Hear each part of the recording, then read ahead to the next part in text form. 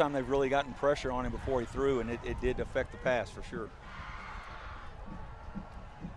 Let's see who goes back deep to receive the punt for Veterans Memorial. It'll be Eric Pacheco. Pacheco is back deep along with Nathaniel Ortega. Mercer will punt, and he'll hit this punt around the 35-yard line. High, short punt. No chance for a return. It will take a bounce right at the 30-yard line and roll dead around the 29, and it will be 1st and 10 from there for Veterans Memorial, and we'll get a chance to see the Patriots offense in action. Well, you know, you called it when you started talking about the wind. That not only affected the punter, but I was watching the deep snapper. He was a little concerned because that wind is pretty brutal, and it's going across the field, so that's not something you're good at. Defensively, the players to watch: Marcus Arvidsson, Tate Broadus, Jalen Morrow, and Arik Singletary, all defense for the Wolves. Dallas Harrell is the quarterback for the Patriots, and he's got them 1st and 10 right at the 30-yard line. First possession for Veterans Memorial. No score, we're in the opening quarter. Handoff coming left and no room at all. He's going to lose yardage back to the 26-yard line, as that was the running back Chris Bassett, who gained 356 yards on the ground last year, but Davenport smelled that one out. Looks like the Patriots are going to try to go fast too. Davenport did a great job with an early shown blitz, but it was still very effective. 2nd down and long now. 14 yards to go. Quick throw to the right. That pass is caught, but again drilled as soon as he caught it, and then they dropped it, and now they're going to rule it incomplete, but there was a flag down, so I think they're going to call offsides here against Davenport. The Wolves might have lined up offsides, Brad. Yes, they're trying to do what we call press coverage on that outside receiver, probably their best receiver, and he just lined up. You know, all it takes is your helmet or a hand, and you're offside, so that's difficult for those corners, but they're going to have to get that right if they want to use press coverage. Ben Toney is one of the receivers in the ball game now, wide to the right, along with Jones Hadnot for Veterans Memorial, 2 receivers to the right. 2nd down and about 9 for Veterans Memorial from their own 31-yard line. Handoff up the middle, big room, and a 1st down and more outside the 40 into Davenport territory, dragging tacklers with him all the way to the 40-yard line. What a run by Chris Bassett. We mentioned the fact that he gained 356 yards last year. A huge pickup, and it's 1st and 10, and Veterans Memorial's not stopping. They're going to go right here on 1st and 10 at the 40. Handoff right, and no time to rest at all for Bassett. He tries to turn the corner, and he's going to get 3 or 4 more. They go right back to him after he gained that 25 yards in the previous play. You know, I know he's a talented kid, but I could tell he was a little gassed. Maybe they shouldn't have handed him the ball right away. I was gassed, and all I did was describe it. Hell, we're doing is talking. Yeah, they're giving him a break. Yeah, good for him.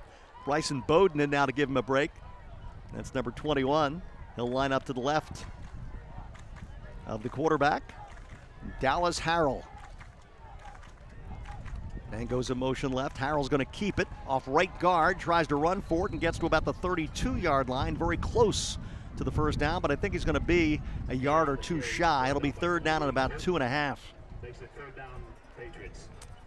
Let's see what they do here, Brad.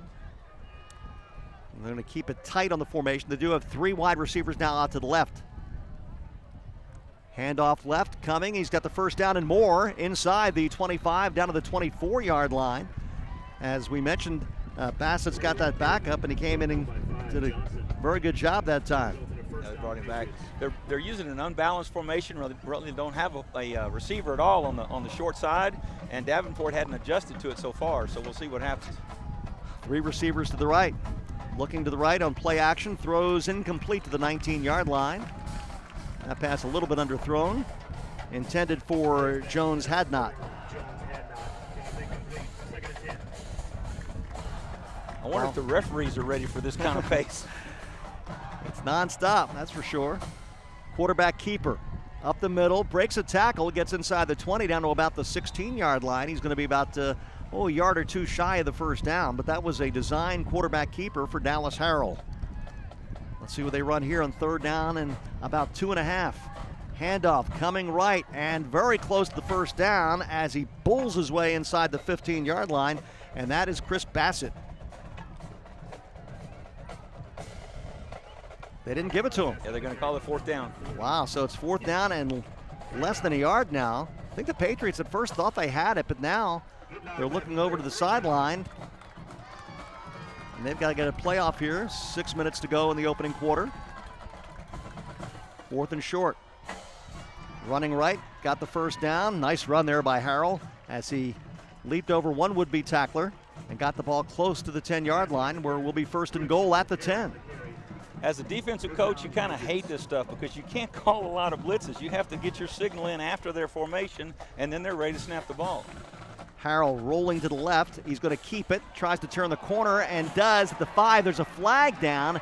He gets very close to the end zone. He's knocked out of bounds just shy of the goal line, but there is a flag down at the 10-yard line. That's going to be holding on that receiver on the outside. It's a difficult block. Those are talented kids out there usually with some speed, and it's just hard to keep them from getting in part of the play, and inevitably those receivers early in the year, like we're talking about, they're going to hold, and referees called it. You had a good look at that, Brad, and that is the accurate call. So now Veterans Memorial, they were set up 1st and goal at the 10, and that's going to back them up. And slow them down. Just then the they had the momentum, didn't they? Yeah. Well, slow down their fast-paced offense. They'll go back and backtrack and try to call some different play now. 1st and goal, but now from the 17-yard line. Man goes in motion to the right. Rolling right under pressure. Harrell throws across the middle. That pass is caught, but it's a short gain, as hauling it in right there was Jones had not. But again, a short gain only to the 12-yard line. So now 2nd and goal from the 12. Harrell looks over to get the play. Chris Bassett alongside him. And let's see what Coach Bobby Irvin comes up with here. Handoff, Bassett, not much there. Maybe to the line of scrimmage, maybe a half a yard, but not much more. And now it's going to be 3rd down and goal from outside the 10. Seems like a lot more time ought to be off the clock as fast as they're going, but they're not using much clock to run the offense. Officially the 12-yard line. Clock continues to run inside. 5 minutes now to go. No score here in the opening quarter. Dallas Harrell barks out the signals. Sends a man in motion left. He's going to roll to the left. Looking to throw. He's going to loft one to the corner of the end zone. This pass is intercepted in the end zone. Excellent defensive play by Davenport. And he really kind of threw that one up for grabs. And the interception for Davenport hauled in by Josh Johnson. Well, they have a really tall, talented receiver, and that's a good strategy until it doesn't work. And that defender made a great play. He had his hand low where it wasn't pass interference. He had his hand low on the other man's body, and he jumped at the right time, made a great play. Yeah, dangerous pass there, though. Kind of throw it up in traffic there. And they were in field goal range, but instead, Davenport comes up with a stop, and they've got it 1st and 10 at the 20-yard line with 4:38 remaining in the opening quarter, still no score. Looking right, Sokop, that pass is dropped, so it will be 2nd down and 10 as Dante Singletary could not hang on. You'd like to, if you can, if you're Davenport here, turn that momentum into some offense, because the defense came up with a big play there for you. That is one of the best momentum changers, is an interception in the end zone, because you really feel that anxiety. The other team's about to score, and then you stop them. So it's going to be a great deal. But now they got to turn that into yards. They got to get positive yards and get, back to the normal flow and get at least a punt down the other side. As an injured player, it's one of the Patriots. Trying to see who it is. Get the old binoculars out there. But one of their D linemen, I believe. Let's hope he's all right. You coach for a long time, Brad, and you see a lot of injuries. A lot of times, especially early in the year, there tend to be a lot of cramps, right, because of the heat?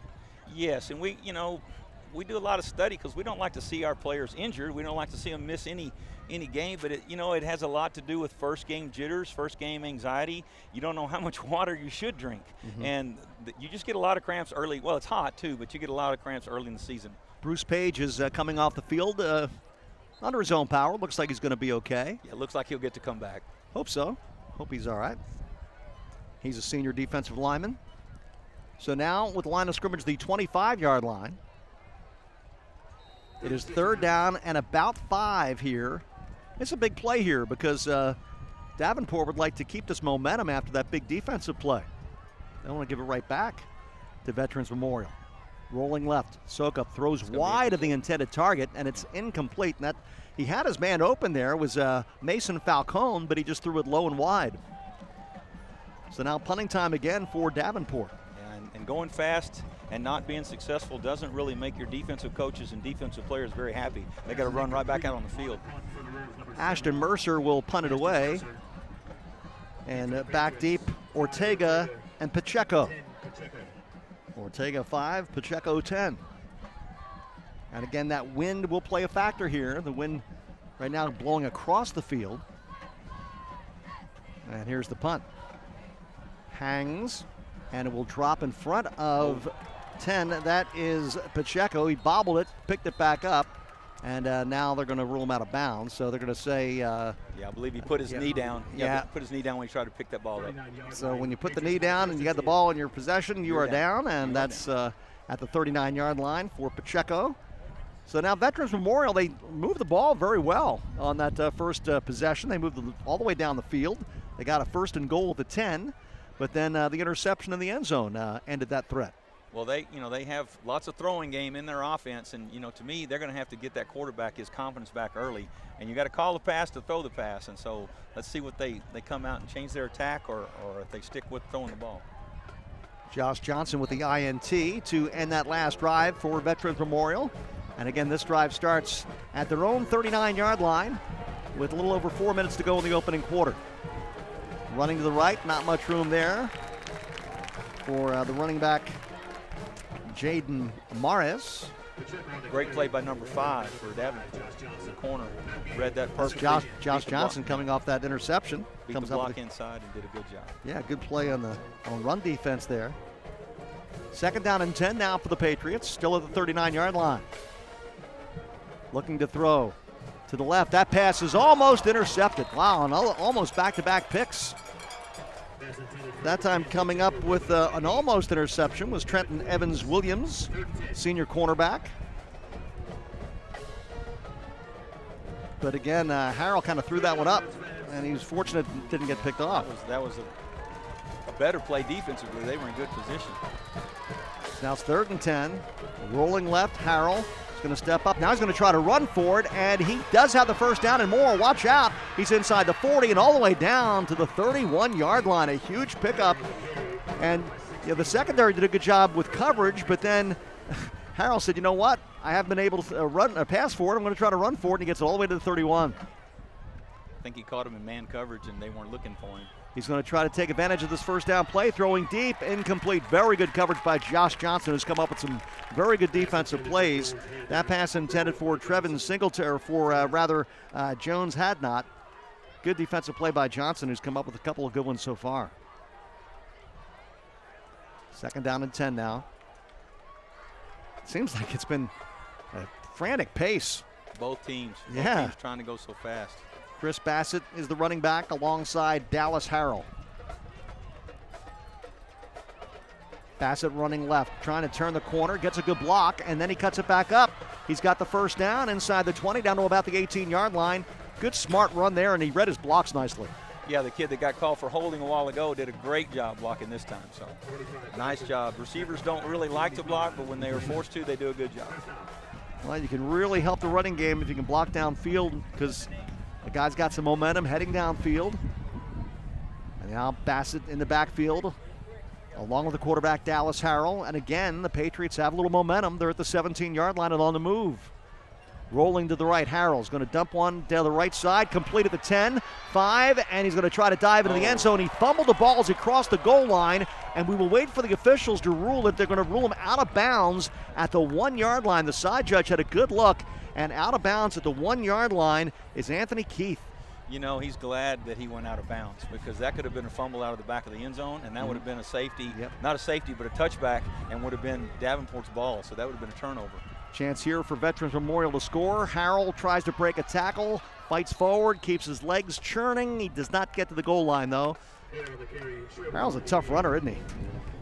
He's not afraid to run the ball. He looks like a tailback when he tucks it, that's for sure. Or a fullback. Yeah. Lowers his head. Out of the shotgun again. He's going to try to lower his head, and he runs into a brick wall that time. There are a couple of guys there to meet him, but no room at all. for the quarterback, Harrell, who tried to lower the boom, but got the boom lowered on him. Now they go with that unbalanced formation. It's a big play right here. Third down and goal. You see there's no receiver on that left side, so let's see if Davenport knows it and comes this way. Harrell hands it off, right guard, touchdown. Chris Bassett with a touchdown, and the Patriots are on the board at 6-0. Yeah, they've used that formation sparingly, and they do a great job of blocking it, because when you do an unbalanced formation, you really don't know. Now they're going for 2 points. They sure are. Snap right back to Harrell. He's going to roll right, looking to throw, dumps one to the corner of the end zone. It's incomplete, and the 2-point conversion fails. The score will remain 6-0 on a touchdown run by Chris Bassett. It is 6-0, and the Patriots have moved down the field nicely twice. They turned the ball over with an interception, but they punched in this time thanks to Chris Bassett. Yeah, they forced Davenport to play a lot of defense. When Davenport had a quick 3 and out, that really helped the Patriots. So, you know, what you talk about modern football is complementary football, the offense and the defense, which it should be that way all the time. But the Patriots really helped their offense by making that 3 and out. And again, the 2-point conversion fails. I just wonder if they went for 2 because of this win. Yeah, There's maybe. a possibility. It's pretty strong. You know, way back in the day, mumble years ago, I did some 6-man games, believe it or not. And you know, in the 6-man game, if you kick it, it's worth 2 points. If you run it in, it's worth 1 point. Well, you know, when you do the math, one guy's got to snap it, one guy's got to hold it, one guy's got to kick it, and the other team's got 6 people to block it. So it's pretty tough to get a field goal off in 6-man. It's a fun game to call, though. It's more like calling a basketball game. Yes. 2 men deep for Davenport. It's 6-0 Veterans Memorial. 1:35 to go here in the opening quarter. And from the 5-yard line, looking for a seam. And a nice seam it is outside the 30. All the way to the 40-yard line. We just keeps pushing the pile forward. And Davenport's going to have excellent field position after that very nice kickoff return. And with the return for Davenport was Dante Singletary. First and 10 from their own 41-yard line. That's a good answer for stopping the 2-point conversion, having a really nice return. That's a good answer on the momentum swing. Now they need to take it in the end zone. They'll start at the 41-yard line. First down and 10. Sukup throws left. This ball is caught at the 40, and he gets out to the 49, close to the 50-yard line. That was a low throw, but a very nice scoop by the receiver, Falcone. Good job by the receiver. It's supposed to be just an easy, they call that the long handoff, but it's not. It's not that easy. Gain of 8, 2nd down and 2 for Sukup. He's going to throw right this time. Again, gets his man, and this time he breaks a tackle to get to the first down. And he gets to Veterans Memorial territory at the 49-yard line. Another catch by Falcone. They've been going to him quite often. Actually, they're going to mark him short, believe it or not. I thought he had it. I didn't see that spot like that. I thought it was the spot was short at the 50-yard line, so now it's 3rd and short.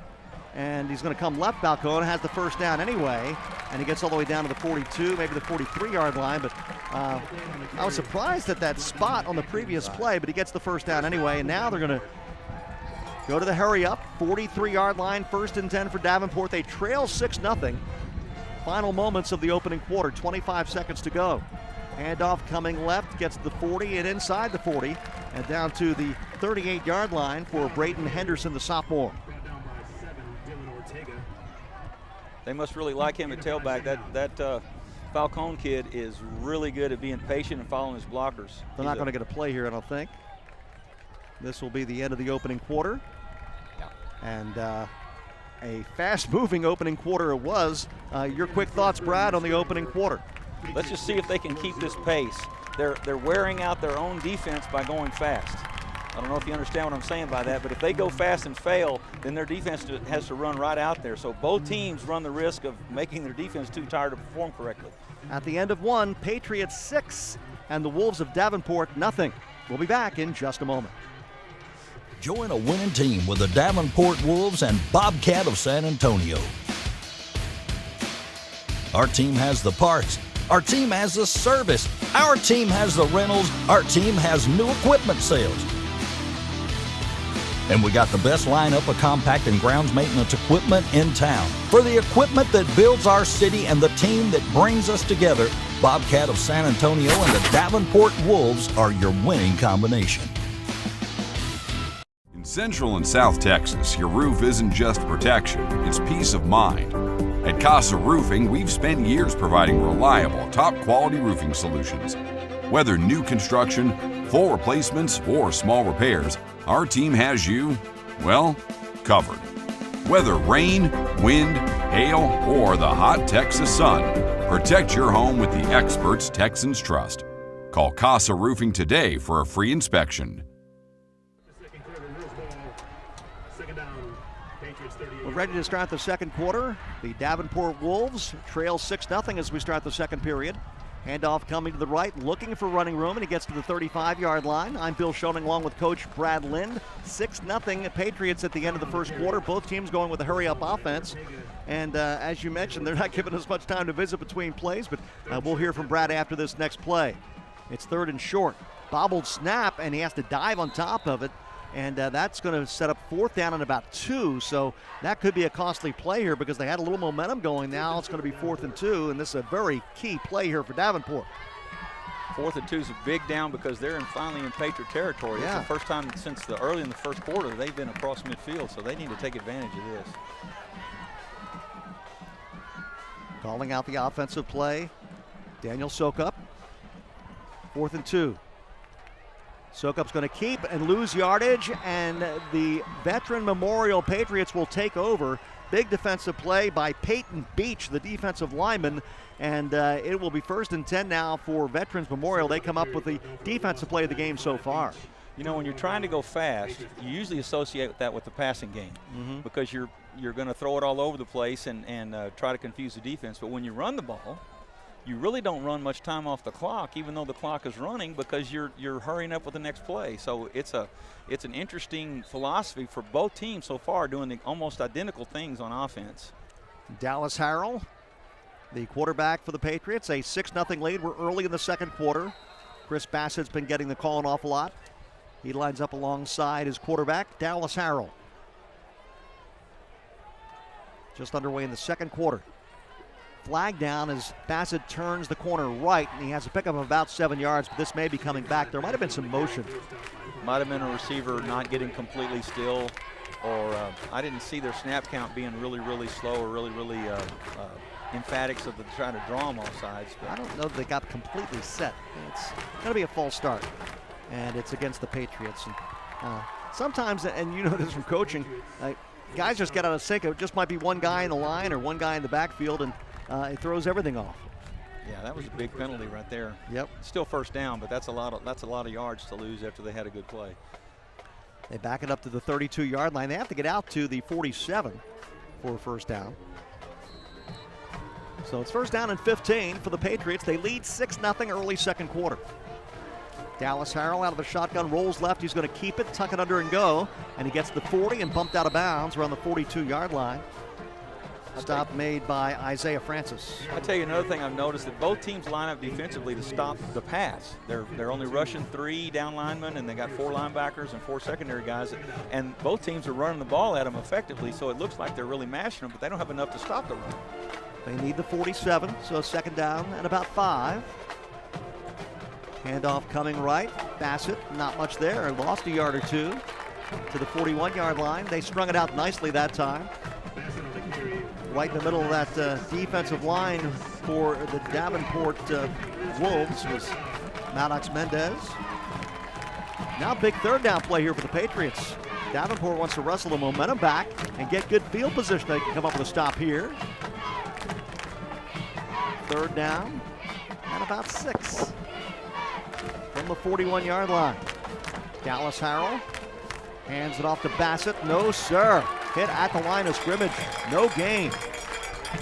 You know, Davenport got scored on first, so it looks like their defense isn't playing well, but they have answered the last 2 series. They've really picked it up and helping to swing the momentum, not just making tackles, but they're doing it the right way.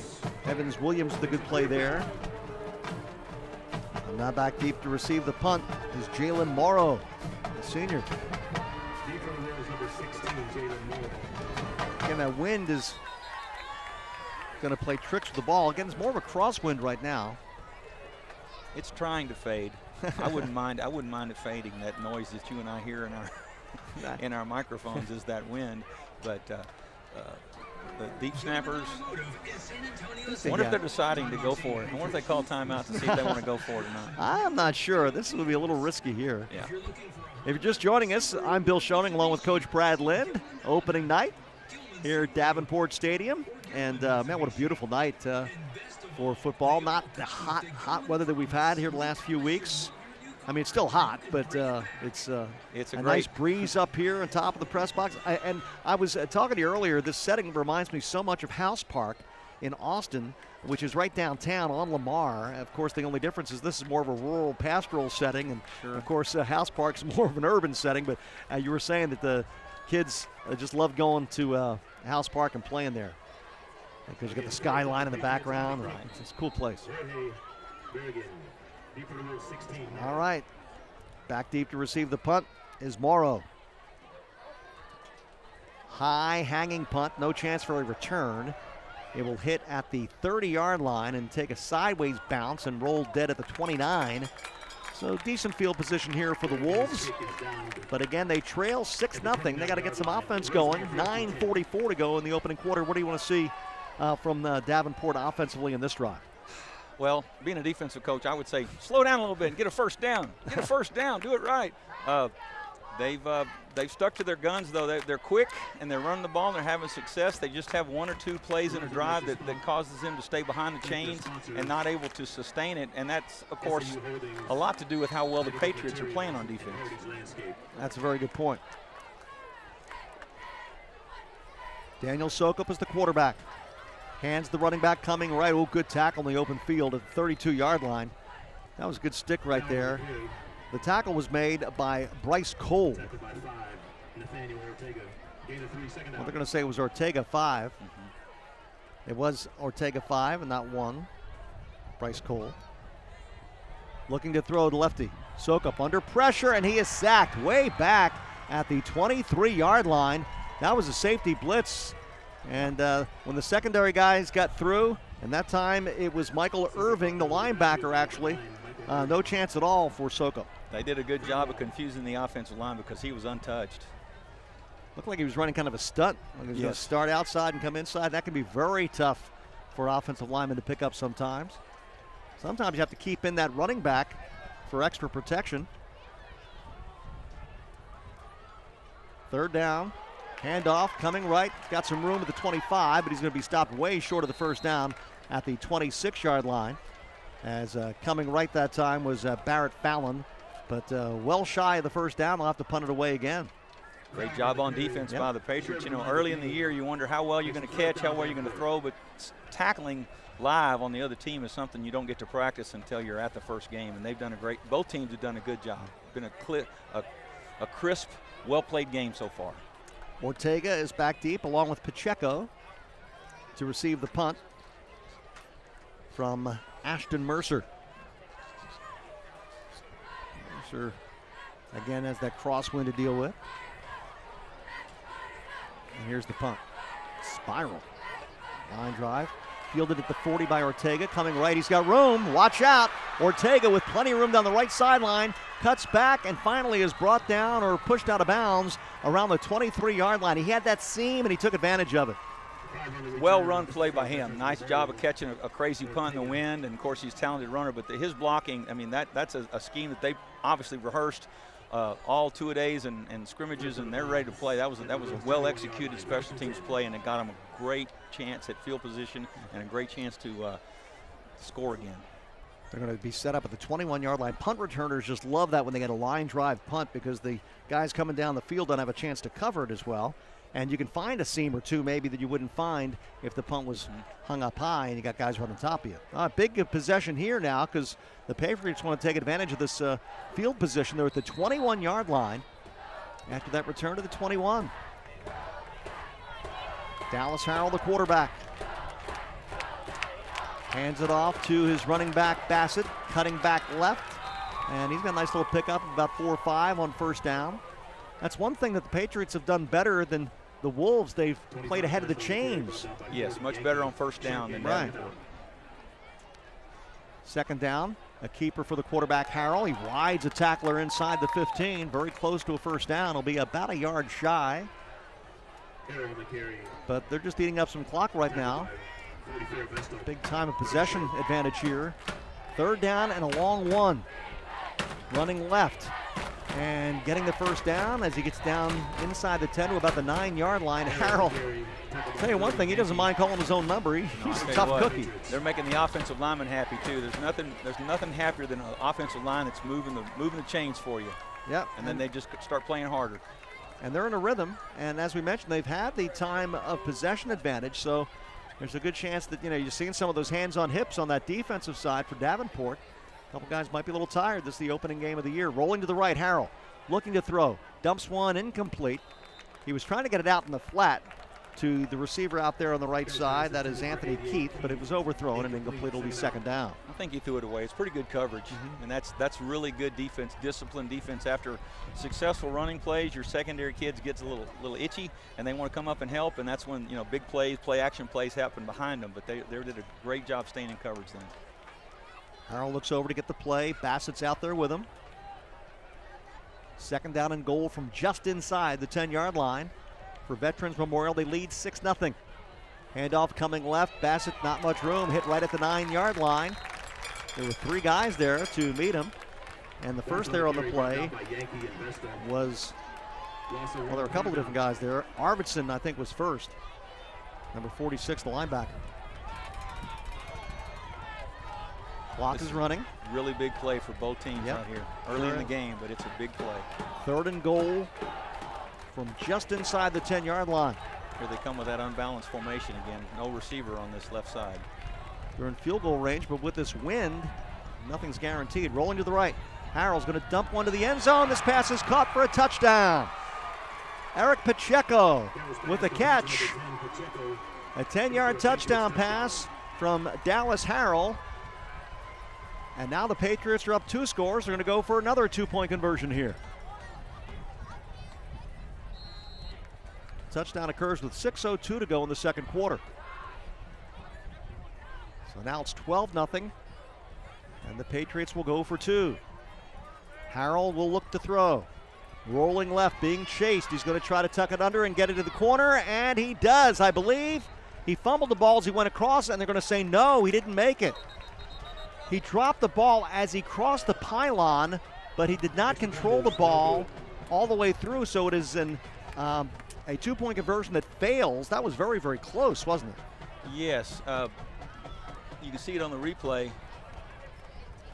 Oh. Yeah, he stepped outside of the pylon. Yeah, and he dropped the ball at some point. It was hard to tell exactly when the ball came out, but the 2-point conversion will not count. So the score will remain 12-0. So they have failed twice now on 2-point conversion. So that's the bad news for the Patriots. The good news is they've been able to move the ball down the field. Well, somebody write this down. I'm saying something good about the referees. There were 2 referees right there on that pylon, and they could clearly see that the 2-point conversions was no good. He tried to, feet went one way and ball went the other way, and he was clearly out of bounds. Clearly for the referees, I should say. Yeah. So Not it's us. Pacheco with that 10-yard reception. And But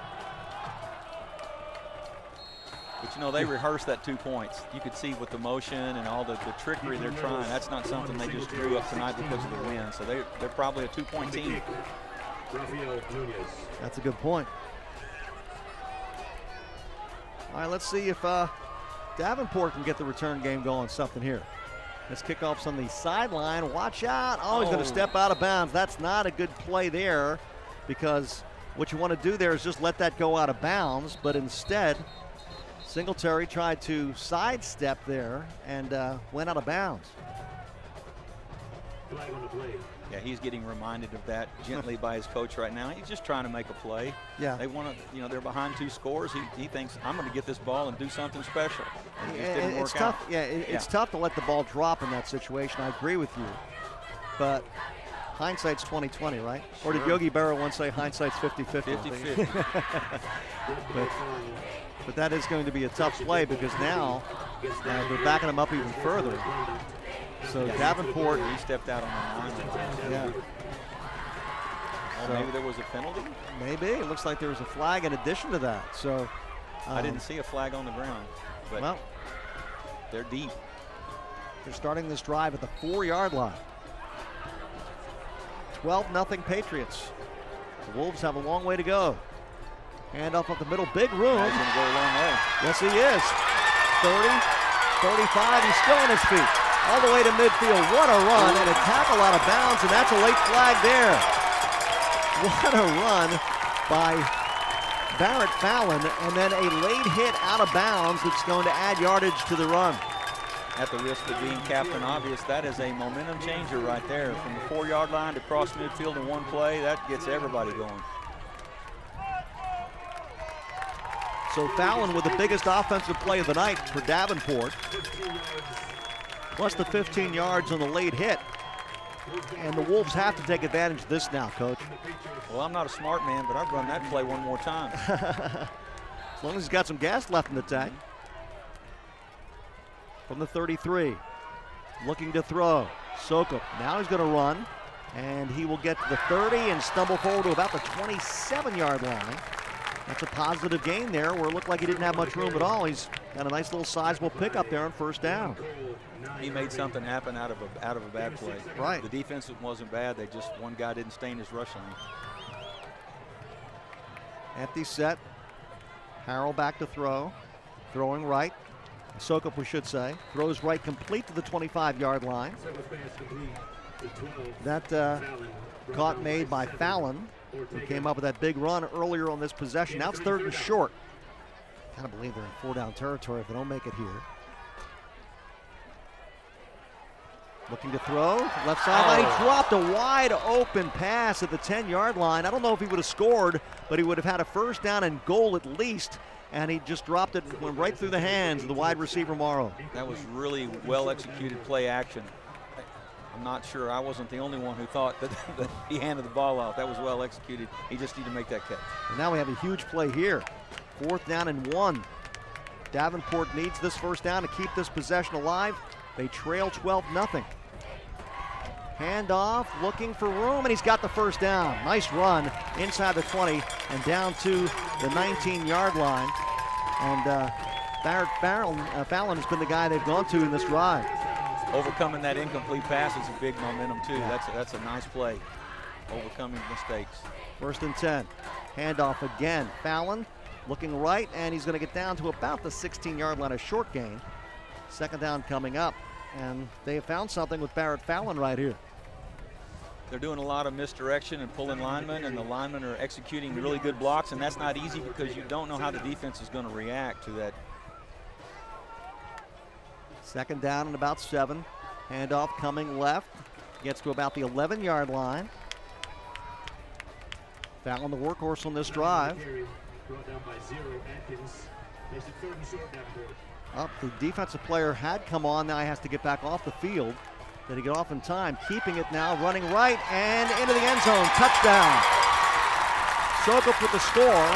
There was confusion on the part of the Patriots defense right before the snap. A player had come on the field, then came off, and I think that threw the Patriots off defensively. Sure, I think they were all looking at their teammates, seeing if he could get on or off the field, and then they didn't know what defense they were in because when that kid came in, that changes the play for him. So that was a good job by Davenport. So the touchdown run by Sokup. The touchdown occurs with 4:09 to go in the 2nd quarter. And they will attempt the extra point. Try to make it a 12-7 game. And the kick is up, and it is good.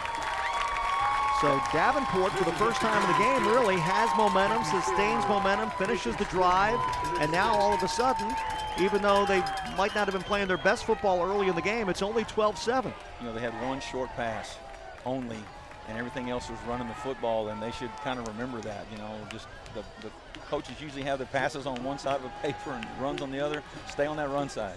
They did a good job there, overcoming that deep field position and a penalty on the kickoff return to answer with 7 points. Now it changes this game drastically. It really does. And of course, you got the home field momentum and the hometown, the Davenport Wolves, anxious for this season opener. As we mentioned, both teams had a pretty good year last year. Davenport, very, very good season. For such a young school, they're used to winning here, aren't they? They've established a winning tradition early, and their younger players in the middle school, we're going to win. You know, they just feel that way already, and that's amazing for a first, second, or third year, fourth year team now to really have that kind of mindset already. So they're doing a great job. The lights are on here at Davenport Stadium. We get on to kick for the Wolves, number 7, Ashton Mercer. Ortega is back deep, along with Isaiah Francis.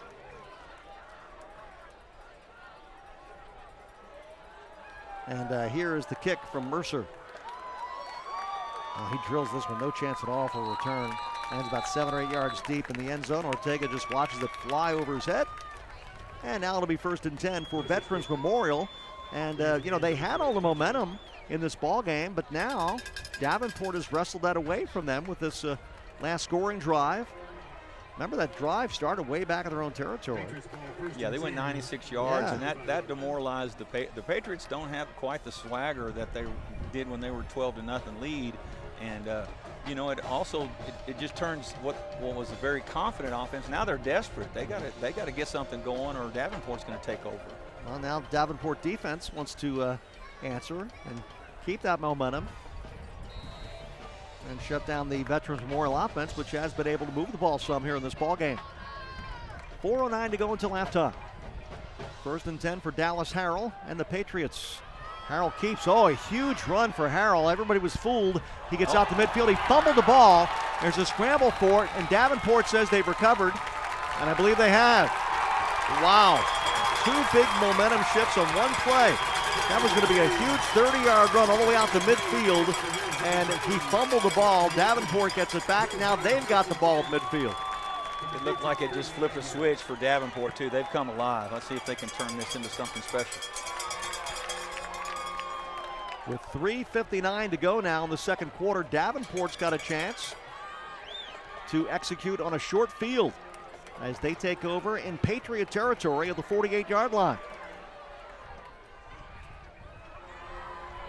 Sokup rolling to his right, throws downfield, a diving attempt and a beautiful catch. Wow, a nice play there by Singletary. That pass was thrown in front of him, but Singletary able to dive and keep it off the turf for the gain to the 37-yard line. Now Davenport on the move, trying to take their first lead of the ball game. They trailed 12-0. Now they trail 12-7, and they're on the move. Handoff coming left and cutting back right. Big room, 30, 25, and then finally upended at the 25-yard line. I'll tell you what, we are seeing a lot of running from Barron. Yeah, both teams midseason form running the football. Fallon certainly has been coming alive here the last couple of possessions. Up the middle, running hard inside the 20, and down to about the 18-yard line. And Davenport now playing some smash mouth. They just salt and pepper those passes in there, but man, they are really doing the job running the football. And I think timeout's being called here by Veterans Memorial, if I'm not mistaken, because Davenport, as you mentioned, Coach, they've had the momentum going here, and the defense has been off balance, and they're going to take a timeout. We'll take it too. With 3 minutes and 5 seconds remaining in the second quarter, the Patriots lead the Wolves 12-7, but Davenport on the move. We'll be back. This is Davenport Wolves Network Football. Gilman Automotive is San Antonio's #1 auto team. Choose from a stadium-sized selection of new and pre-owned vehicles. If you're looking for a Honda, Subaru, or Mitsubishi, see Gilman Honda, Gilman Subaru, or Gilman Mitsubishi. And best of all, they all come with the Gilman Promise. We promise you'll love your new car, or you can bring it back.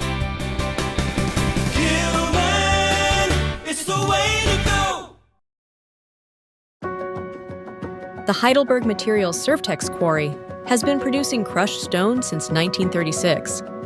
Our products are vital to our infrastructure and economy.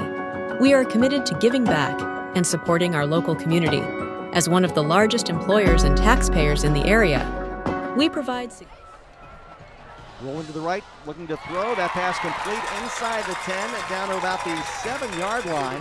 And a very nice throw by Sokup, and a very nice catch as well by Dante Singletary. Now it's 1st and goal from the 8-yard line.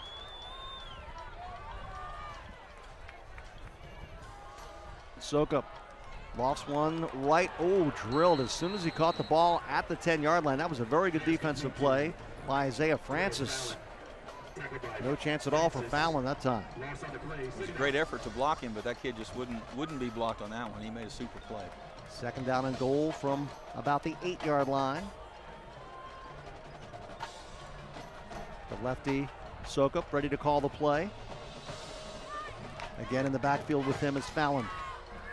Sokup whips one over the middle, and that pass is broken up. Good defensive play there. That was the linebacker Taylor, the junior. 2nd time we've said Taylor's name tonight. And they were both on pass breakups. It's now a big 3rd down play here for Davenport. Their chance to take the lead here. Trailing by 5. With a little over 2 minutes remaining here in the 2nd quarter. Sokup and Fallon in the backfield. 3rd down and goal. Sokup lofts one to the corner of the end zone. Incomplete. That pass was nipped away. And that was a very good defensive play there. Once again by Francis, Isaiah Francis, who almost had an interception. Yeah, his defensive coach won't see it the same way you and I saw it. He said, son, you're out of position. You got lucky. Yeah. He did make a great play, but he needs to be near that receiver on the goal line.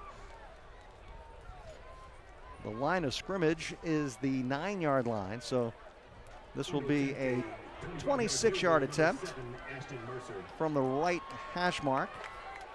Mercer out of the hold of Falcone. Here's the kick. On the way, plenty of distance, and it is good. So it's a 26-yard field goal attempt, and it is good for Mercer, and that pushes the lead, or cuts the lead, we should say, down to 12-10. Now it's a 2-point game. Patriots with a 2-point lead over the Wolves, and we'll take a quick break. This is the Davenport Wolves Football Network.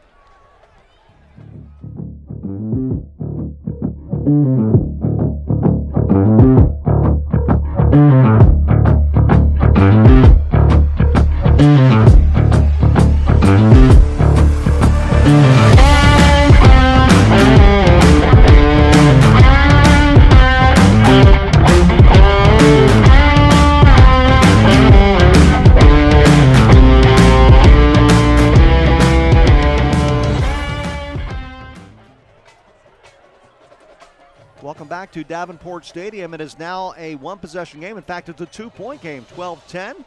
As a 26-yard field goal by Mercer gets through the uprights to make it 12-10. Veteran Memorial once led 12-0, and now the momentum belongs to Davenport. We still have about 2 minutes and 18 seconds remaining in the 2nd quarter. Your thoughts so far, Coach Brad?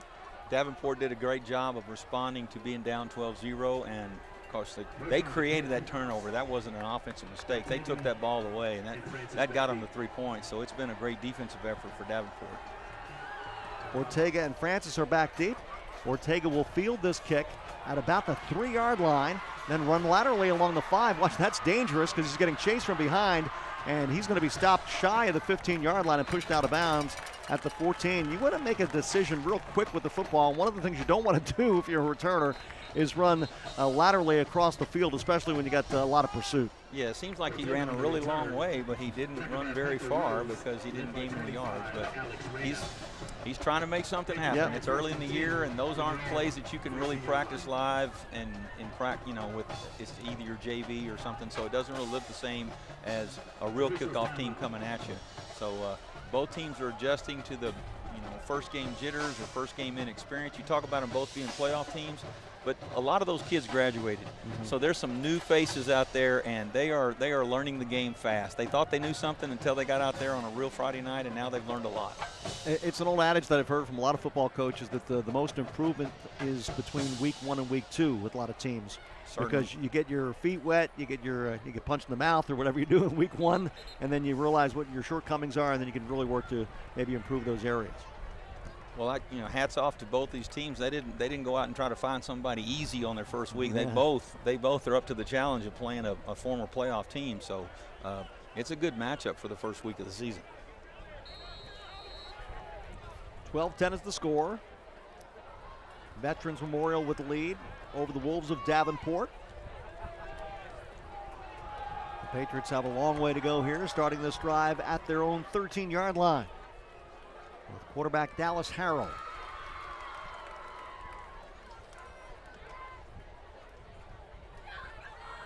Hands it off to the right, and again, not much room there. The Davenport defense certainly has stepped up quite a bit. Making the play that time is Pacheco. Or I'm sorry, that is Hernandez.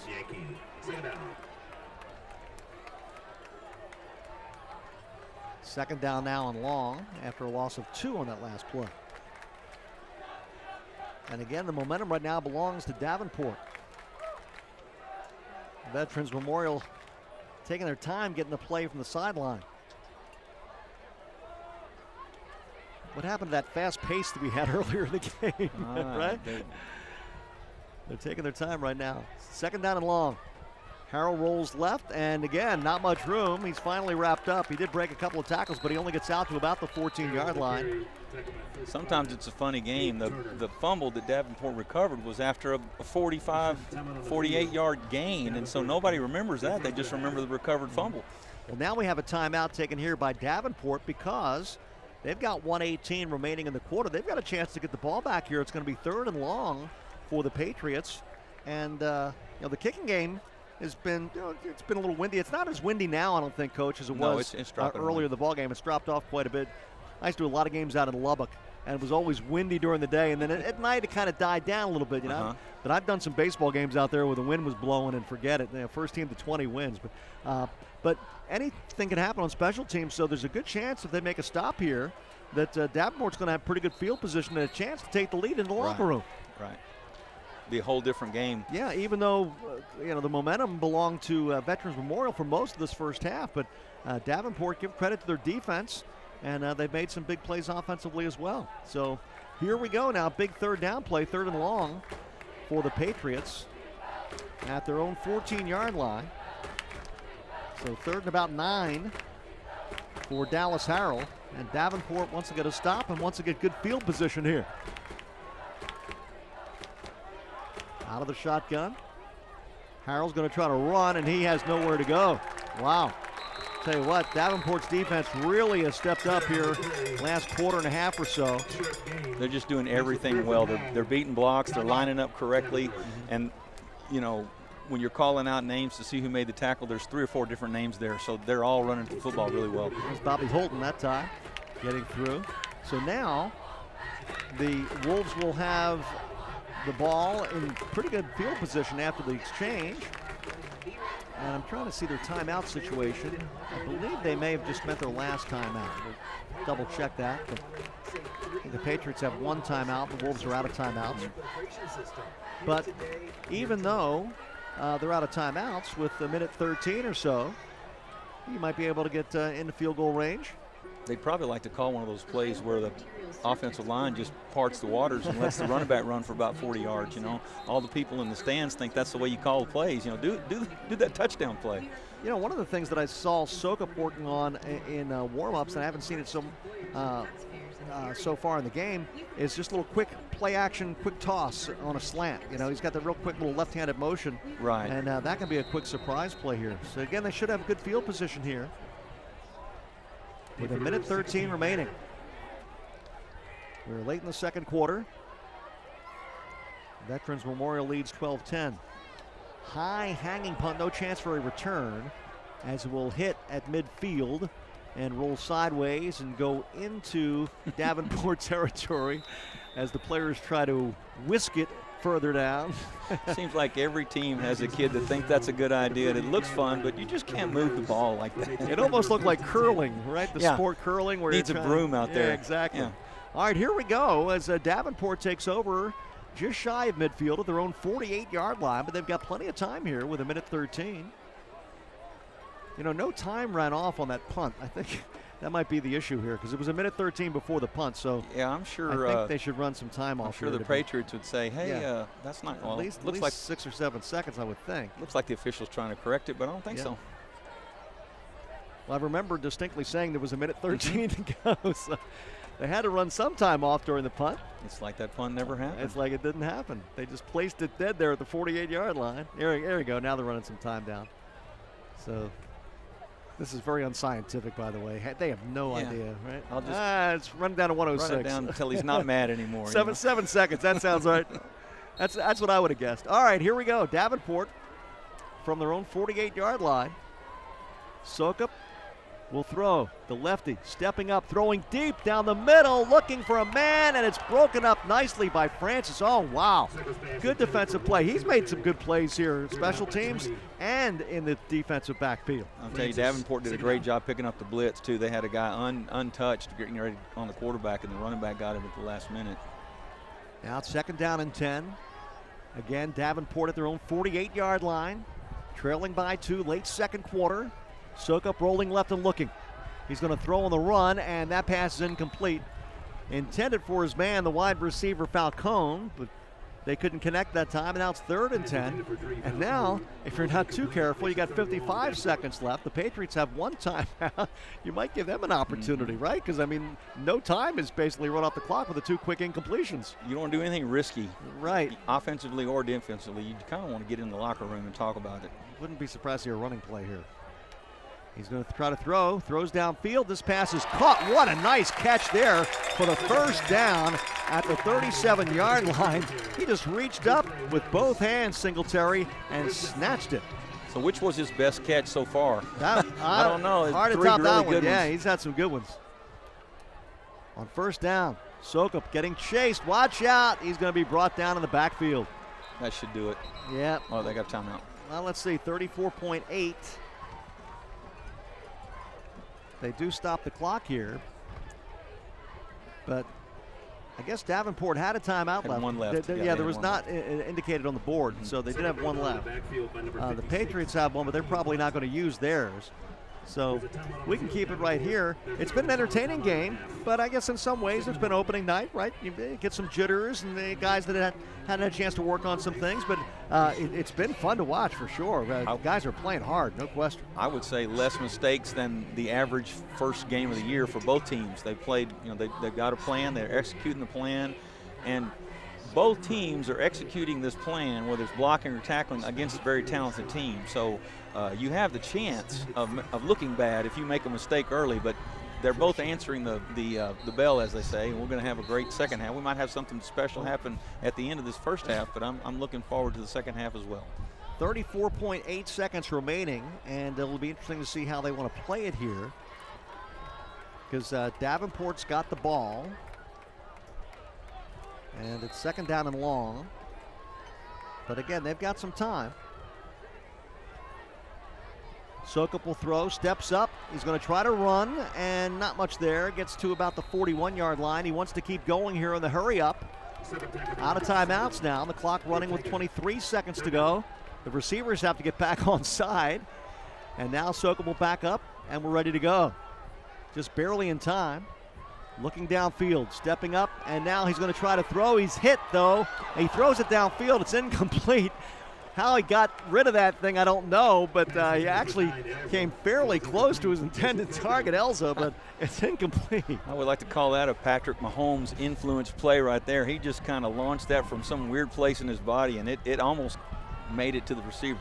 Well, we got time for Hail Mary here, Coach, with 8.3 seconds to go. The line of scrimmage, the 41-yard line. And you can just run 8 seconds here and hope for the best. Put some tall defensive backs in there if you're Veterans Memorial. They're getting on the back up now. Yeah. No design player, just go down as far as you can. I'm going to try to throw it up high. Stepping up, Soka was going to throw short. That pass is complete at the 30-yard line, but he is wrestled down as soon as he catches the ball. And that, of course, is Fallon.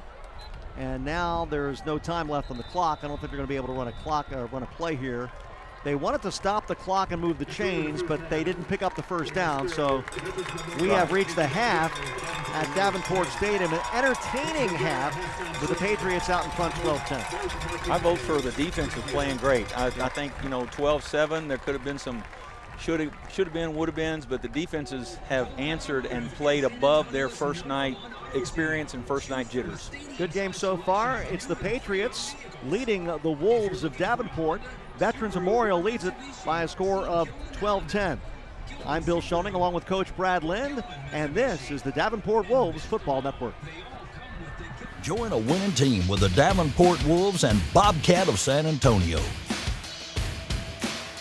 Our team has the parts. Our team has the service. Our team has the rentals. Our team has new equipment sales. And we got the best lineup of compact and grounds maintenance equipment in town. For the equipment that builds our city and the team that brings us together, Bobcat of San Antonio and the Davenport Wolves are your winning combination.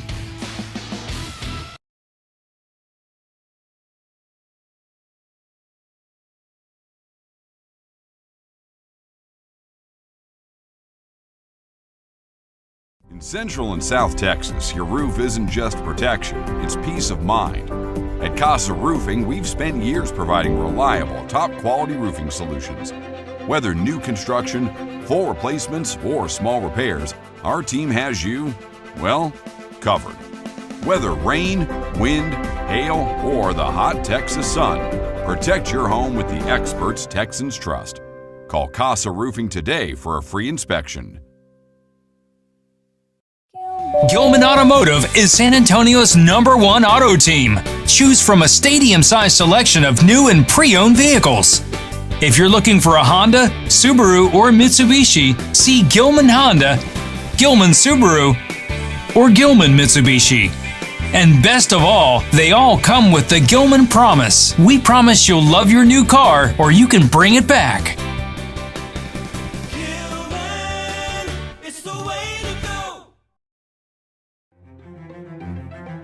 Life is yours to spend. Spend it thinking about the future.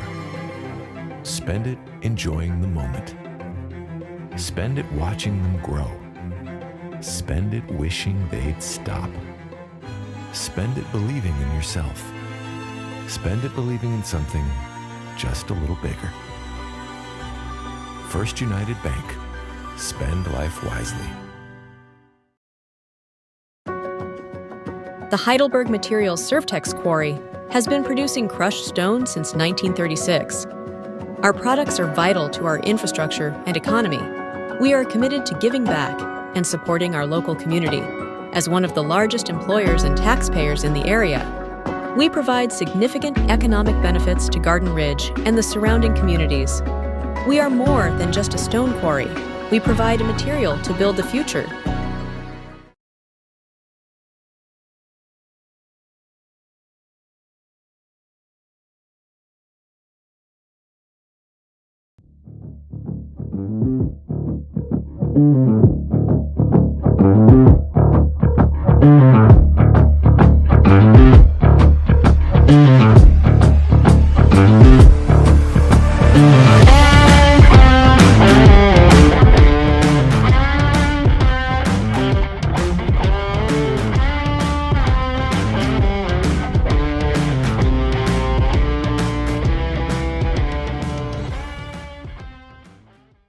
Join a winning team with the Davenport Wolves and Bobcat of San Antonio.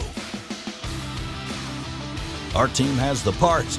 Our team has the service. Our team has the rentals. Our team has new equipment sales.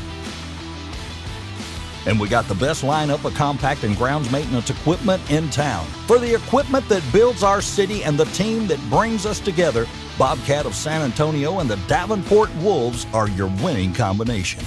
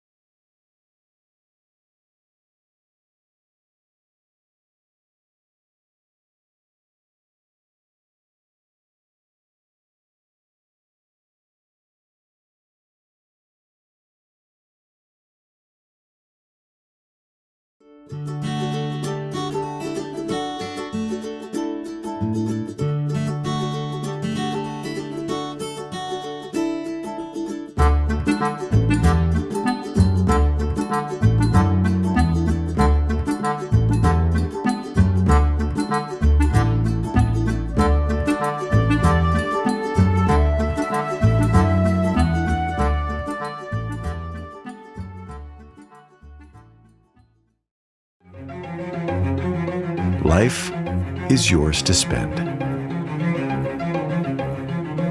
Spend it apart. Spend it together. Spend a little now. Spend a lot later. Spend it fearlessly. Spend it faithfully. First United Bank. Spend life wisely.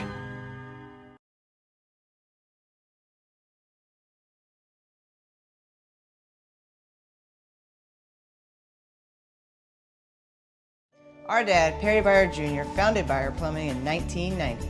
And today, we're still family owned and operated and have become the top plumbing company in our area. And the next generation of Byer boys will be ready for you. You can trust family-owned and operated Byer Plumbing to do the job right. Right now at Byer Plumbing, save $300 off any water softener system and water filtration system. Here today, here tomorrow. Just for the Byer boys!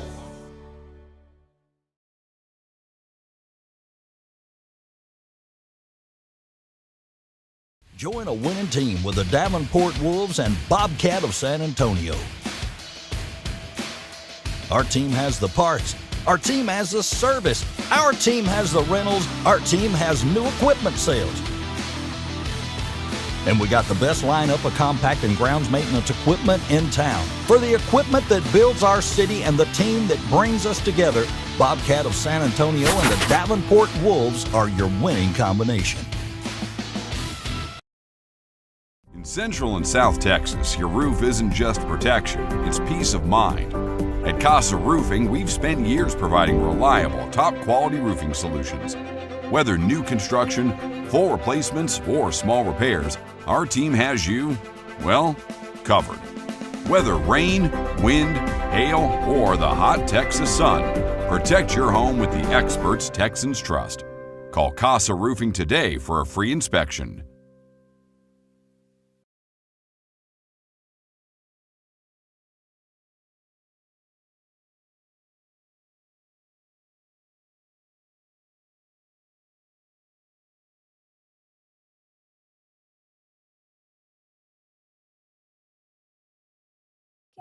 Gilman Automotive is San Antonio's #1 auto team. Choose from a stadium-sized selection of new and pre-owned vehicles.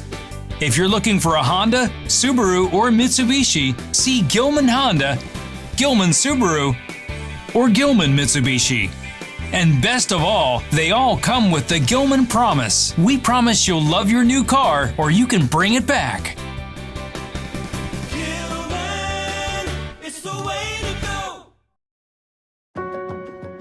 The Heidelberg Materials Surftex Quarry has been producing crushed stone since 1936. Our products are vital to our infrastructure and economy. We are committed to giving back and supporting our local community. As one of the largest employers and taxpayers in the area, we provide significant economic benefits to Garden Ridge and the surrounding communities. We are more than just a stone quarry. We provide a material to build the future.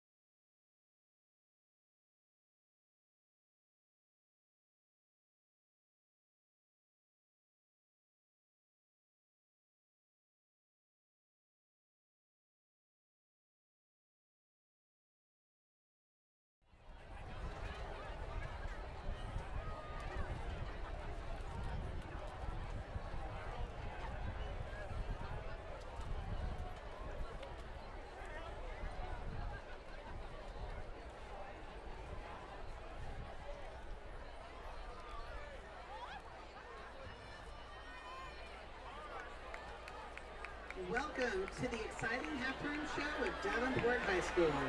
featuring the Diamonds varsity dance team, the Dazzlers JV dance team, and the Davenport Wolf Band. Ladies and gentlemen, please welcome us in joining the Davenport Diamonds dance team to the field.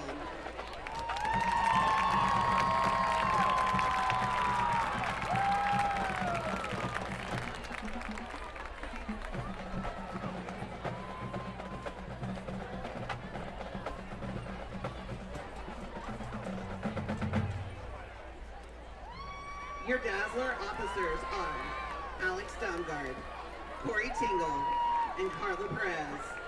Dazzler Dancer of the Week is Zoe Etchew. Your Diamond Social Officers are Sismai Victorine, and Social President is Lily Fuller. Your Diamond Dance Officers are Lieutenants Sophia Plant, Alana Stanford, and Sophia Matundin. First Lieutenant Alexi Lenning, and your Diamonds Captain, Emmy Fitzgerald. Diamond Dancer of the Week is Jelaya Gray, and the Diamonds and Dazzlers are under the direction of Sarah Gentry and Christina Weinman. The Diamonds and Dazzlers would like to thank their large group sponsors, J. Sapia Consulting and Kinderhouse Pediatrics.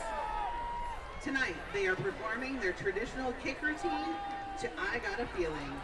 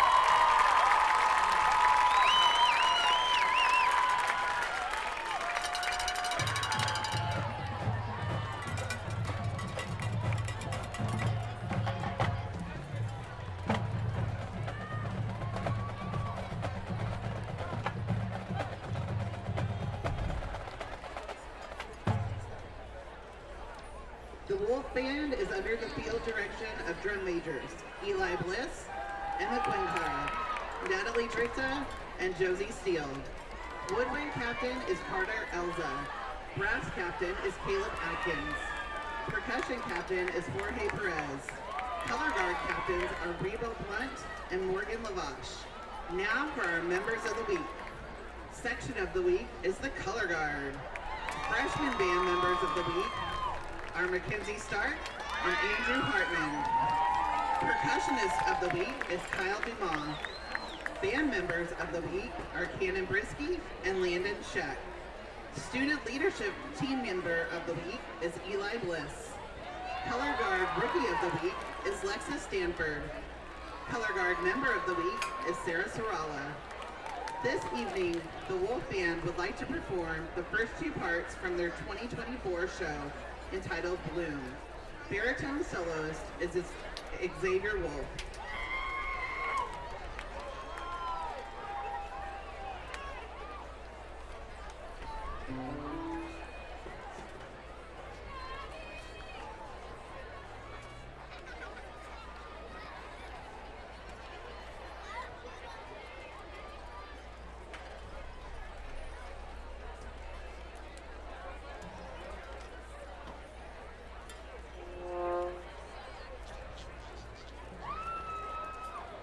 Now presenting the Wolf Band's 2024 show entitled Bloom.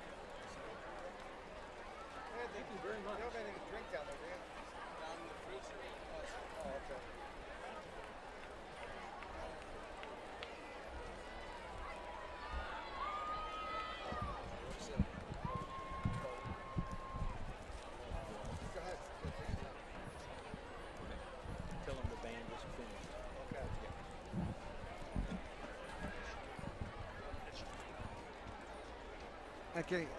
Hey, what's that now?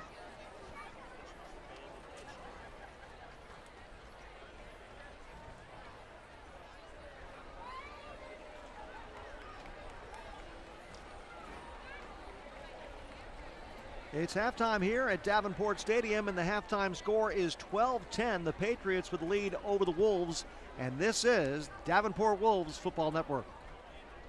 Join a winning team with the Davenport Wolves and Bobcat of San Antonio. Our team has the parts. Our team has the service. Our team has the rentals. Our team has new equipment sales.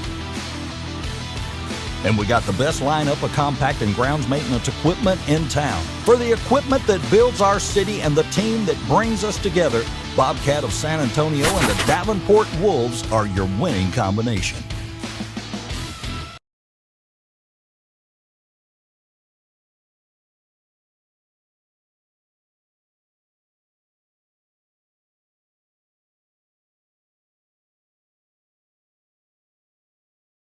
In Central and South Texas, your roof isn't just protection, it's peace of mind. At Casa Roofing, we've spent years providing reliable, top-quality roofing solutions. Whether new construction, full replacements, or small repairs, our team has you, well, covered. Whether rain, wind, hail, or the hot Texas sun, protect your home with the experts Texans trust. Call Casa Roofing today for a free inspection. Gilman Automotive is San Antonio's #1 auto team. Choose from a stadium-sized selection of new and pre-owned vehicles. If you're looking for a Honda, Subaru, or Mitsubishi, see Gilman Honda, Gilman Subaru, or Gilman Mitsubishi. And best of all, they all come with the Gilman Promise. We promise you'll love your new car or you can bring it back.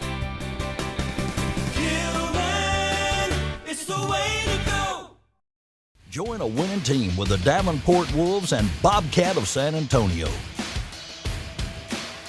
Our team has the parts. Our team has the service. Our team has the rentals. Our team has new equipment sales. And we got the best lineup of compact and grounds maintenance equipment in town. For the equipment that builds our city and the team that brings us together, Bobcat of San Antonio and the Davenport Wolves are your winning combination. In Central and South Texas, your roof isn't just protection, it's peace of mind. At Casa Roofing, we've spent years providing reliable, top-quality roofing solutions. Whether new construction, full replacements, or small repairs, our team has you, well, covered. Whether rain, wind, hail, or the hot Texas sun, protect your home with the experts Texans trust. Call Casa Roofing today for a free inspection. Gilman Automotive is San Antonio's #1 auto team. Choose from a stadium-sized selection of new and pre-owned vehicles. If you're looking for a Honda, Subaru, or Mitsubishi, see Gilman Honda, Gilman Subaru, or Gilman Mitsubishi. And best of all, they all come with the Gilman Promise. We promise you'll love your new car or you can bring it back.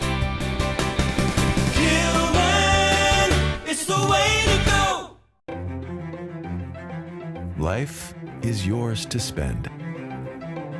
Spend it thinking about the future. Spend it enjoying the moment. Spend it watching them grow.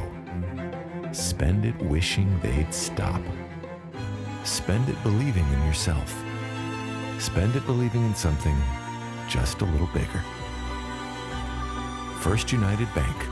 Spend life wisely. The Heidelberg Materials Surftex Quarry has been producing crushed stone since 1936. Our products are vital to our infrastructure and economy.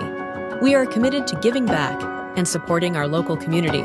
As one of the largest employers and taxpayers in the area, we provide significant economic benefits to Garden Ridge and the surrounding communities. We are more than just a stone quarry. We provide a material to build the future.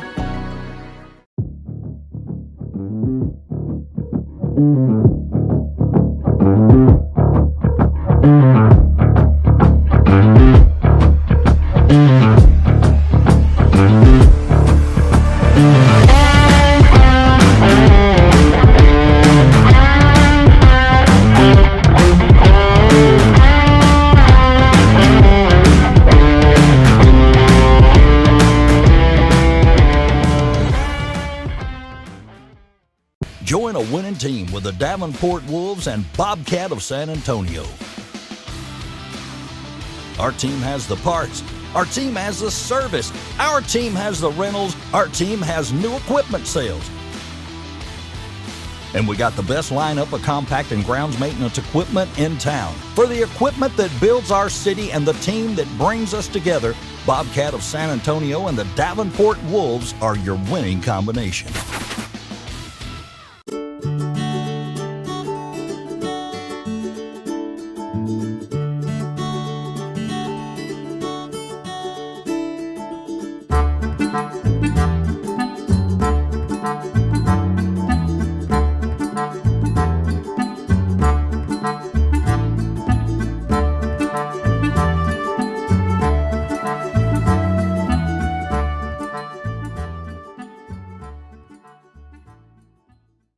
Our dad, Perry Byer Jr., founded Byer Plumbing in 1990.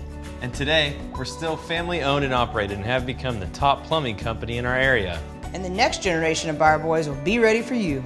You can trust family owned and operated Byer Plumbing to do the job right. Right now at Byer Plumbing, save $300 off any water softener system and water filtration system. Here today, here tomorrow. Just for the Byer boys.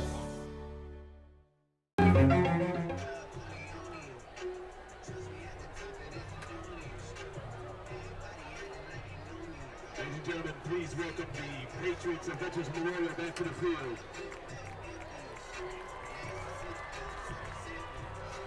Welcome back to Davenport High School. It's 12-10 at the half. The Patriots with the lead.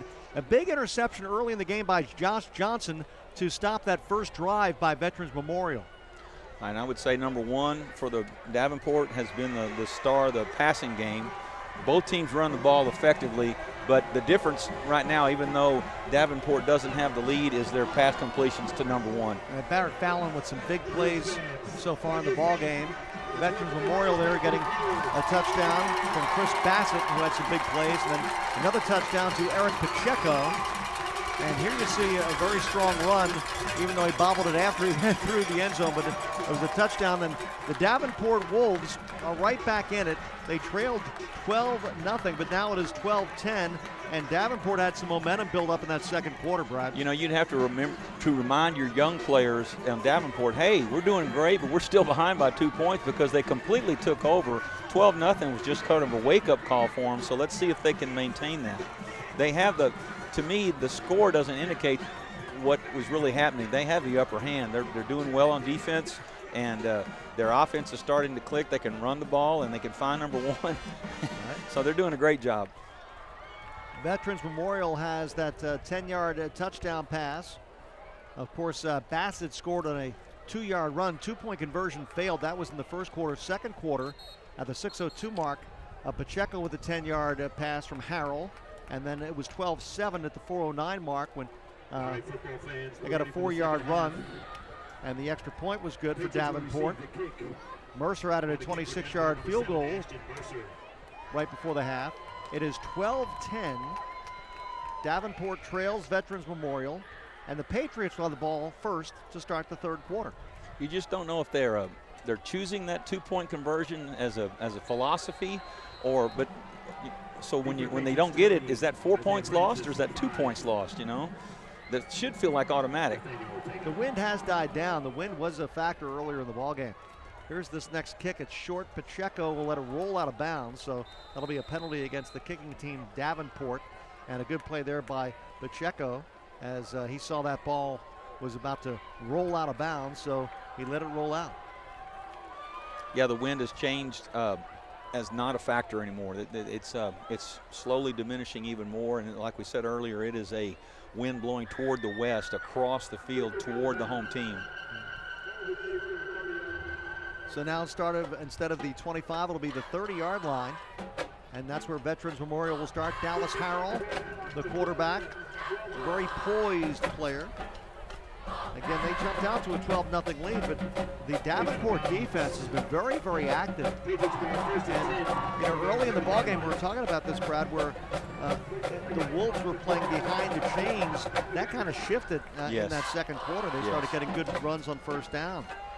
On defense, we say Davenport has kind of figured it out. They're learning how to recognize the Patriots' formations and realize that a formation is linked to where the run play is going to go. Let's see if the Patriots try to change things up here as we start the third quarter. And the quarterback, Dallas Harrell, works out of the shotgun. Harrell rolls to the right. He's going to keep it, turns the corner and has some room. He's got about 5 or 6 yards on first down. So nice block by the wide receiver. And they've been running that sweep a little bit. Harrell is one of these guys that likes to tuck it under and go. As we mentioned, he's a hard-nosed runner. Picks up 5 in the first down play. Second down and 5 from the 35 for the Patriots in their own territory, just underway third quarter. Fumble, loose ball, and the Patriots jump on top of it. They're going to lose about 4 or 5 yards. So that's going to set up third down and long as Bassett had to jump on top of that one. I don't think that's a mistake that they're going to overcome. Davenport's playing well, and now they know they have to throw or run an off-schedule running play. Third down and 9 now. So Davenport is set on defense. Big third down play here. Davenport wants to get good field possession. Rolling to the left, ready to throw. Harrell down the left sideline behind the intended target. He was wide open, but he missed his man, Eric Pacheco, and Pacheco had a first down and more if that throw's on target. Wasn't a lot of pressure. You hate to say something bad about a player. He just missed the mark on that play. They'll come back to it. Back deep, Jalen Morrow, and again, Davenport should have pretty good field position after this exchange. They trail by 2 early third quarter. Davenport has been blessed with better field position since the second quarter. There's the punt, it's blocked and picked up, and they're going to return it for a touchdown. What a bounce. How about that? Davenport with a huge special teams play and coming up with a block and the recovery for Davenport, a touchdown.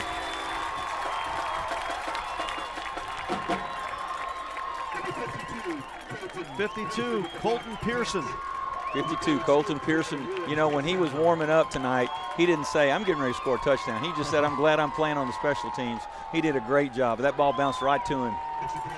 It's a highlight he'll never stop showing his grandkids. Hey, did I ever tell you the time I blocked that? Yeah, Grandpa, you told me. Great play. 45, 50 years from now, right? Pearson with the play. High snap, he's got a chance to run it in, and he's going to turn the corner, and he gets in there. How about that? The 2-point conversion by Falcone. I don't think it was designed that way, but it's going to count for 2 points. That was a high snap, and Falcone just took off. Yeah, the kicker saw that the snap was bad, and he didn't know what to do, so he got out of the way. Well, the Wolves have now taken the lead. They lead it 18-12 with 10:48 to go third quarter, and this is the Davenport Wolves Football Network.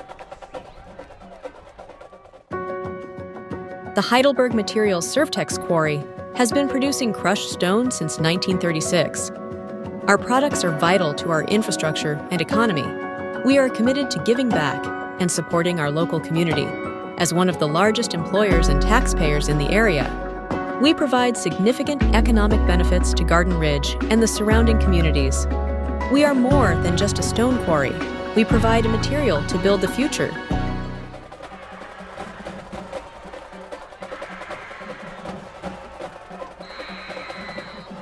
This high snap allows Falcone to take off running, and he gets a 2-point conversion instead of 1. What a heads-up play by Falcone, and now Davenport for the first time leads it 18-12 with 10:48 to go in the third. Here's the kickoff from Mercer. It's dropped and then picked up by Ortega at the 10, the 20, and watch out. Open at the 35-40, Ortega going into Davenport territory. What a return all the way to the 31-yard line. Sometimes when you drop it, it allows the defense or the special teams to overrun you a little bit and get out of your lane a little bit. I think that might have happened that time. Ball bounced right off his chest, and then that's okay. He picked it back up. Ortega's made some good plays. Senior defensive back Nathaniel Ortega. And now, Veterans Memorial will set up shop at the 32-yard line. And a chance to wrestle the momentum back after they trail now for the first time in the ball game. Keep swinging back and forth, back and forth, back and forth. What a game. A lot of fun. Okay, here's Dallas Harrell with Chris Bassett in the backfield. 1st and 10 for the Patriots. Low snap. Handoff Bassett. Nope, not going to go anywhere that time. Reading it very quickly was Josh Whitmer.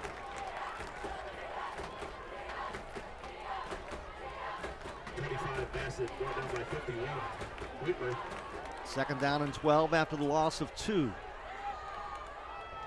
Harrell out of the shotgun, looking left. He's going to throw one deep down the left sideline. That pass is deflected and incomplete and almost caught. Wow. What a very good defensive play down there in the corner of the end zone by Davenport. Great play. Mercer was down there. Excellent job by our camera crew, too, picking that play up. Really nice. It was Josh Johnson actually who made the defensive play, and we've said his name several times. Of course, he had the interception to thwart the first drive for Veterans Memorial back in the first quarter. Second down and about 7 for Veterans Memorial. Bassett, now the keeper for the quarterback.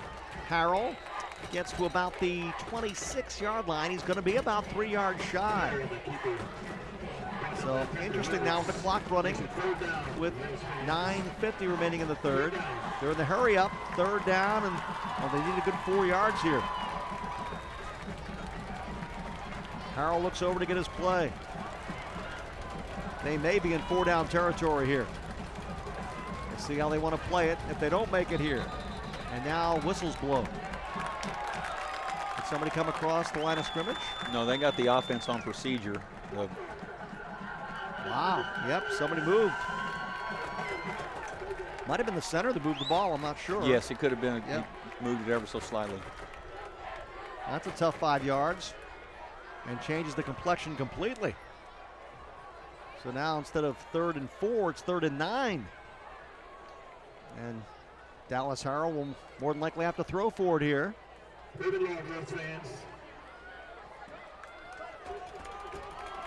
Chris Bassett alongside the quarterback Dallas Harrell. The momentum right now belongs to Davenport. Veterans Memorial trying to wrestle it back here. They trail by 6. And it's taking a while to run this play.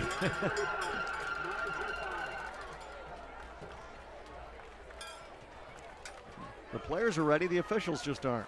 I think he's trying to put more time on the clock, yeah. Yep, right now it's got 9:25 and 25 on the play clock. Now we're ready to go. 3rd and 9 for Veterans Memorial. Big play here. Harrell will throw, backpedals, looking, throws on the run, downfield. This pass is incomplete. Intended at the 15-yard line, but too tall for the target there, Anthony Keith. This would be an interesting play. I'm not sure this is field goal range for the Patriots, and it's really too close to punt, so I think we're going to have a 4th and long. It would be about a 49-yard field goal, so I wouldn't be surprised to see a pooch punt here. Let's see if they go for it, or maybe Harrell will punt. Yep, he's going to roll to the left, and he's going to throw.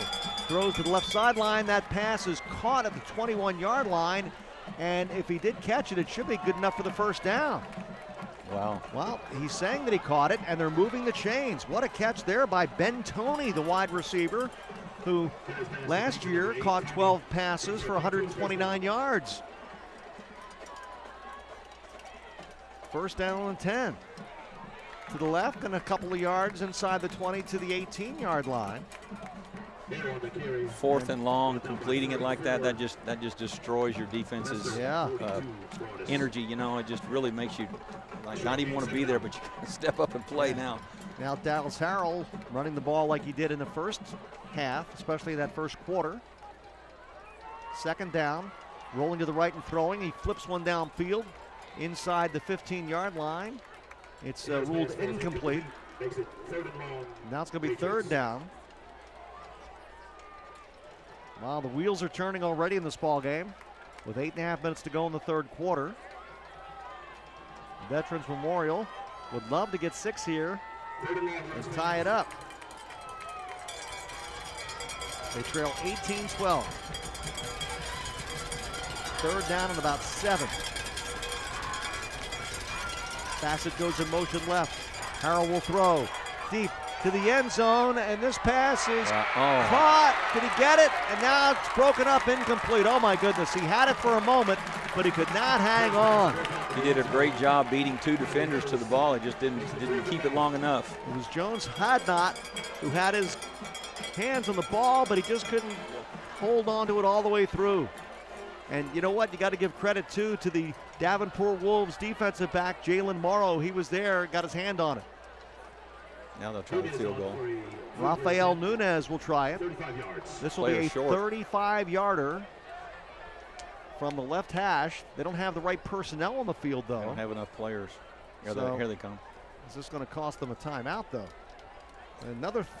They were 3 short. Got to be ready for your special teams, right? Yes, sir. All right, here is the kick from Nunez. A 35-yard attempt. Nice kick. He's got plenty of distance, and that kick from Nunez is good. Now, we've got a good one going here. It's now 18-15.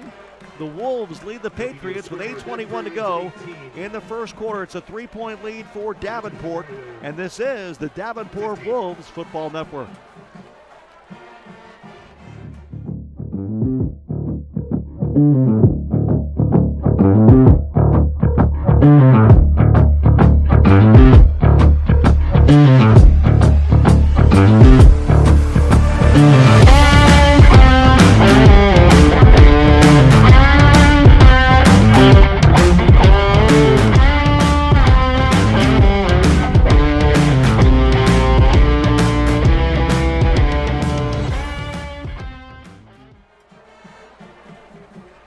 A 35-yard field goal by Rafael Nunez makes the game a 3-point contest now as Davenport leads Veterans Memorial 18-15. And that drive set up, of course, by this long return by Ortega on the kickoff return. Well, you'd have to say that Davenport answered the momentum swing by keeping them to just a field goal and maintaining the lead.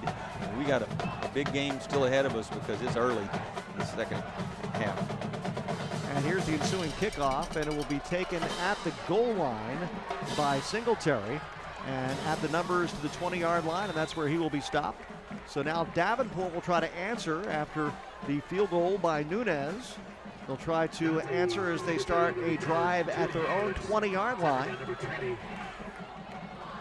Quarterback Daniel Sokup. He's been fun to watch. A very crafty lefty.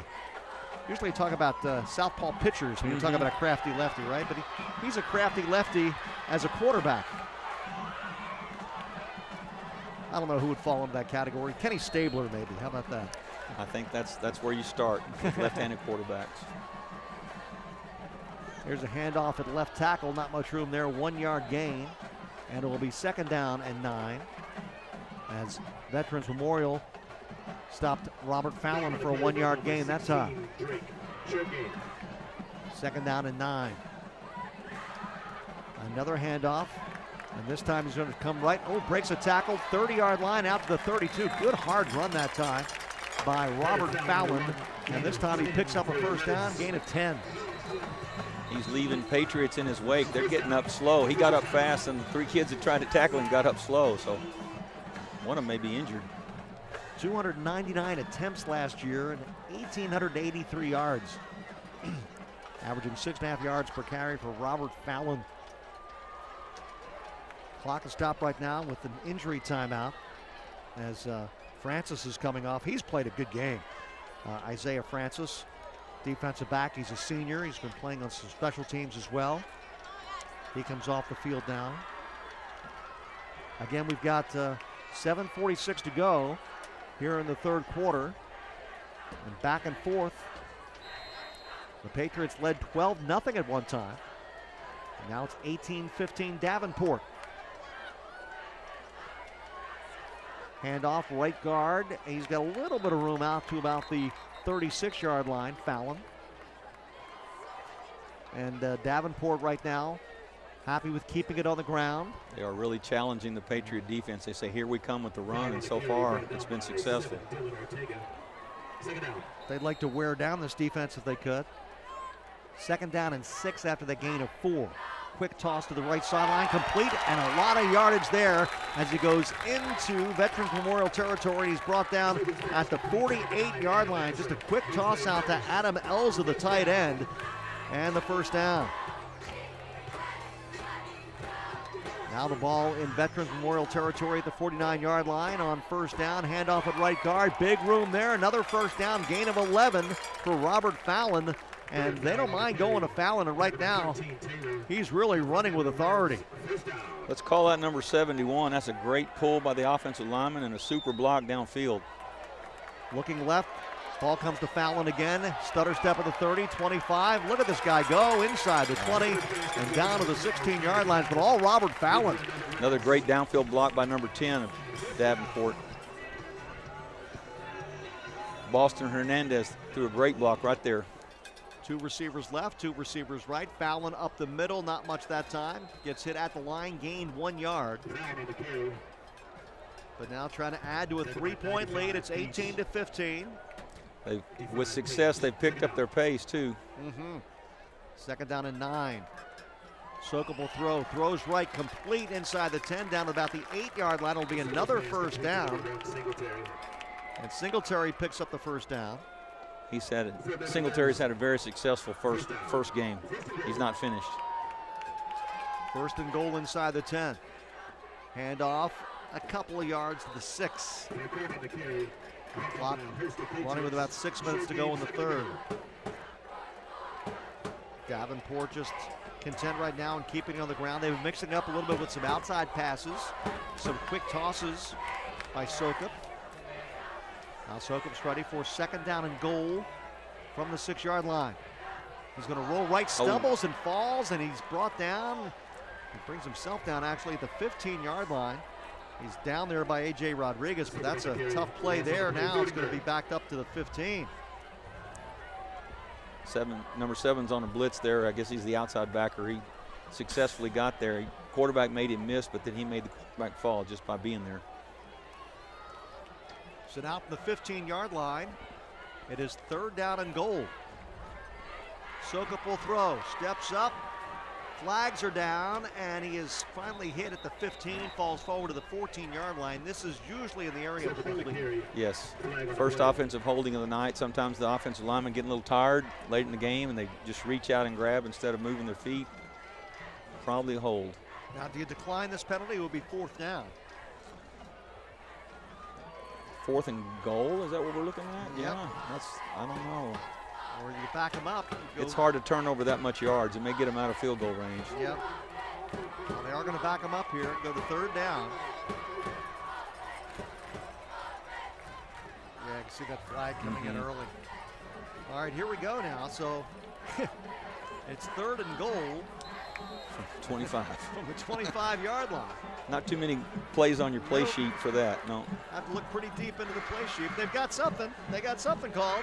We'll see what happens here.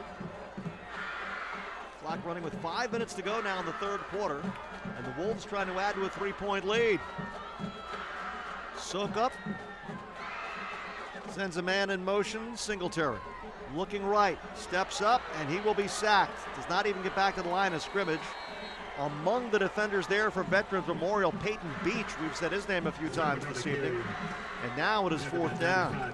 Just when you think one team's offense has got the upper hand, then their defense, the other defense answers. And so it's still a 18-15 defensively dominated game, even though there have been some big plays. Defense kind of takes over when they need to. Ashton Mercer is coming on, and he's going to attempt a 35, make it a 44-yard field goal. From the 34-yard line inside the right hash. A 44-yard attempt for Ashton Mercer. Trying to double up a 3-point lead.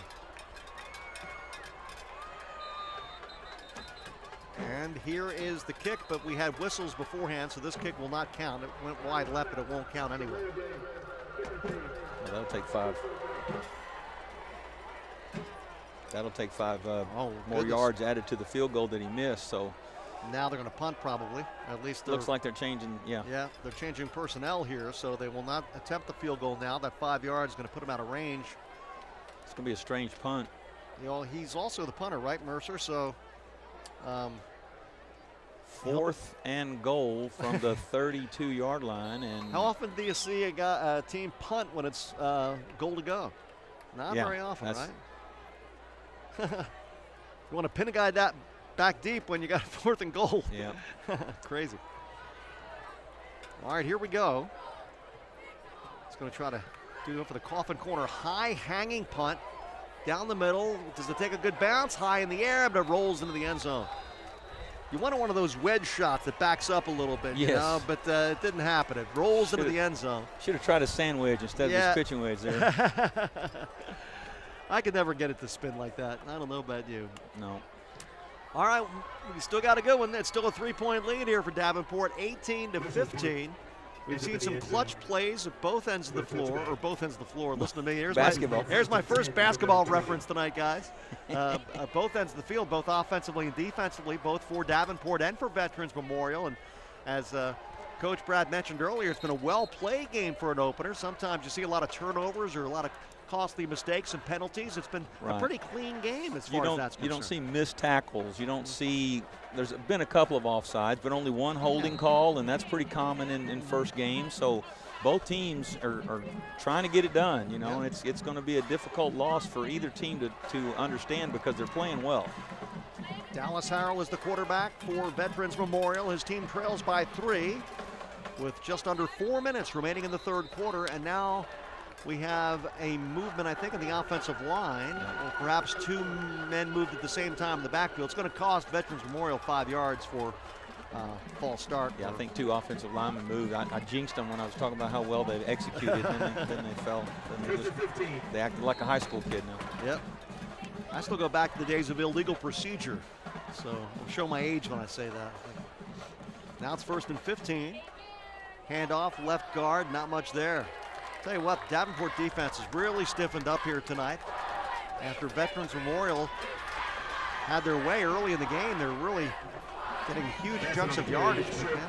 That linebacking core and the defensive front, they've all stiffened up. 2nd down and long. Dallas Harrell, the quarterback, doesn't have that many options now. They're behind the chains. Handoff coming left, not much room. Lost back to the 8-yard line. And Bassett eaten up, and they've really strung it out again. Bassett tackled by 6. 42 and 6 there at the same time. You know your defense is successful when more than one kid arrives at the ball at the same time. Really well played by Davenport. Parker Bloss and Tate Broadus. Fans sensing that it's 3rd down and long, and it is. They've got to get all the way to the 30-yard line for the 1st down. 3rd and 20. Rolling right, Harrell.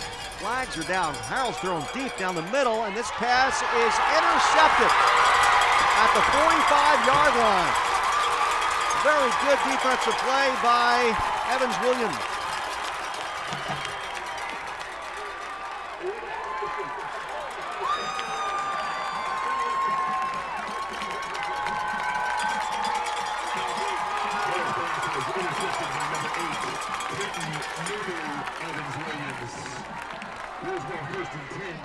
What a great play. The ball was a little bit underthrown, but he caught it at its highest point. Really nice play.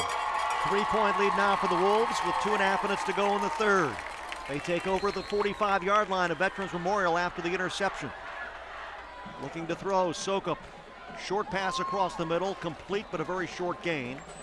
I'll tell you what, that Falcone's a tough guy. Yes. He's been getting hit tonight, but he gets up very quickly. He does all the hard work for him. You know, when they need 4 yards, he takes it. You know, he gets 4 hits, but he gets the 4 yards. He's a good player.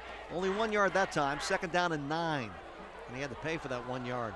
Sokup, quick toss to the right. That one is dropped to the 40-yard line. In and out of the hands of Dante Singletary. And we've all seen it before, Dante thinking about what he was going to do before he caught it. It was almost too easy. He has to dive. He has to jump a long way to catch the ball. We've don't seen throw him. Don't throw it good to him. Make it a bad throw. We've seen him snare a couple out of midair tonight. 3rd down and 9 now all of a sudden for Davenport. Sokup will throw.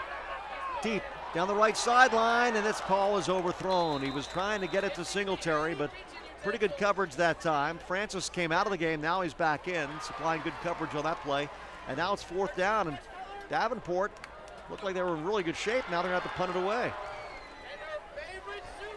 We get some really big plays on offense, and then both teams, the defenses just seem to answer, keep the score under 20 on both sides.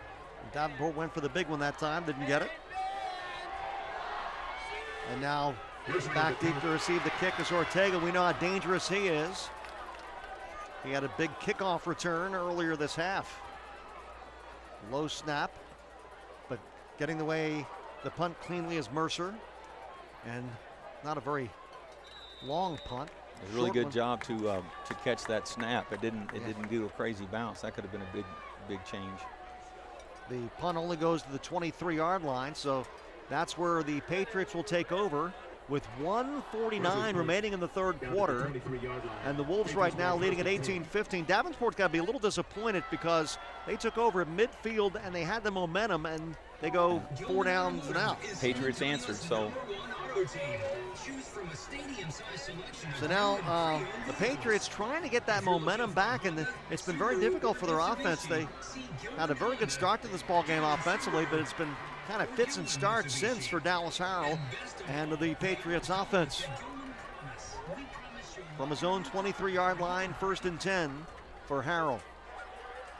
He sends Keith in motion. Rolling to the right, looking to throw, and now he's going to tuck it under and go. Gets a very good block and scampers out of bounds after a pickup of about 6 yards. Good job there. Yeah, good job there of kind of being aware of where he was in the field. Got to be careful of that block, too. It's almost a what they call a peel back block, Yeah. you know. Used to be devastating big hits, and they made that illegal, and that's pretty close. Well, they say he stepped out of bounds at the 27-yard line. So a gain of only 4. 2nd and 6. Big hole up the middle, and that should be good enough for the 1st down after the 35-yard line. A quick run that time by Bryson Bowden. Yeah, Bowden came in earlier when the other running back was hurt, and they should give him more touches. Bowden's only a sophomore. 1st and 10 for the Patriots, now out to their own 35-yard line with the clock running inside, a minute to go, 3rd quarter. And Veterans Memorial trailing by 3 at 18-15. Looking left, Harrell throws left. The pass is bobbled and incomplete. And upset with himself was the wide receiver that dropped the ball, Ben Toney. Looked like the quarterback had a little hard time getting that ball to, crank out of the holster there and get the defense running downhill at the ball before it was ever attempted to catch. But again, Toney guilty too, I think, of thinking about what he was going to do once he caught the ball and didn't concentrate and see the ball all the way into his chest. So now it's 2nd and 10 for the Patriots. At their own 35-yard line, Keith in motion. Handoff coming right and looking for room, but not much there. A gain of 1, maybe 2. Bowden again on the carry. Bryson Bowden is a sophomore running back. Now it's 3rd down and 10. So Davenport trying to gain the momentum back. Got a 3-point lead. The Davenport side excited. They want to get a stop here. The Davenport defense has played well since the 2nd quarter on. It's taking a long time here. They may have to take a timeout. Yep. That is the end of the 3rd quarter, I beg your pardon. Let the clock run out, so we'll take the timeout with them. 18-15, we got a good one. Davenport leads Veterans Memorial by 3 as we head into the 4th quarter, and this is the Davenport Wolves Football Network. Our dad, Perry Byer Jr., founded Byer Plumbing in 1990. And today, we're still family owned and operated and have become the top plumbing company in our area. And the next generation of Byer boys will be ready for you. You can trust family-owned and operated Buyer Plumbing to do the job right. Right now at Buyer Plumbing, save $300 off any water softener system and water filtration system. Here today, here tomorrow. Just for the Buyer Boys!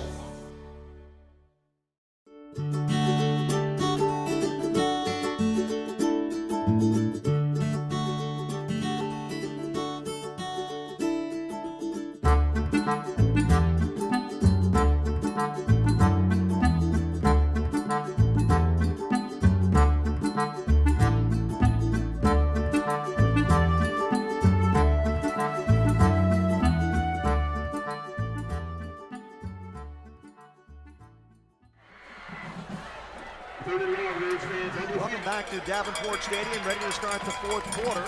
Davenport leads Veterans Memorial 18-15. Bill Sheldon with you, along with Coach Brad Lind and our crew here in San Antonio. And a flag flies before we have this play. It's a false start, it looks like.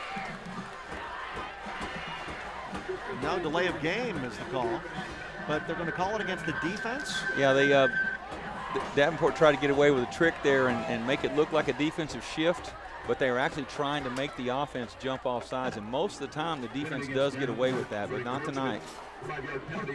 Good catch, Coach. So now it's 3rd down and 5 at the 40-yard line. And a better chance here for Veterans Memorial to pick up a first down.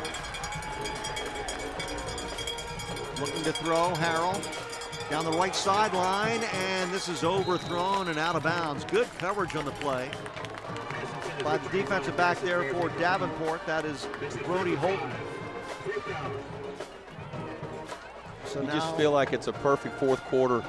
Either team can do something spectacular and win this game, you know, but they're going to have to do something great if they want to beat this. Whatever team ends up winning, they're going to beat a good team because both have played well tonight, and we've got a close score here at the fourth quarter, so it's going to be a good one. Barringen's going to punt it away. Jalen Morrow is back deep to receive the punt. High hanging short punt goes out of bounds around the 35-yard line. We'll see where the officials mark it out of bounds, but it will be good field position here for the Wolves. They'll start at the 37-yard line. They've got a 3-point lead, 18-15. You know, at the break, we got a replay of that block punt for a touchdown. That former play affected his punting rhythm on this play because I'm sure some coach said, don't let this punt be blocked, and so that's what the punter's thinking about. So there we see it again. It was Colton Pearson came up with a big play. Three-point game, that's the difference maker right there. 18-15 lead for Davenport. Coming left at the 40. Good hard run to the 45-yard line. That's where he's bumped out of bounds. And we've been seeing Robert Fallon run hard the entire ball game. He picked up another 7 yards there.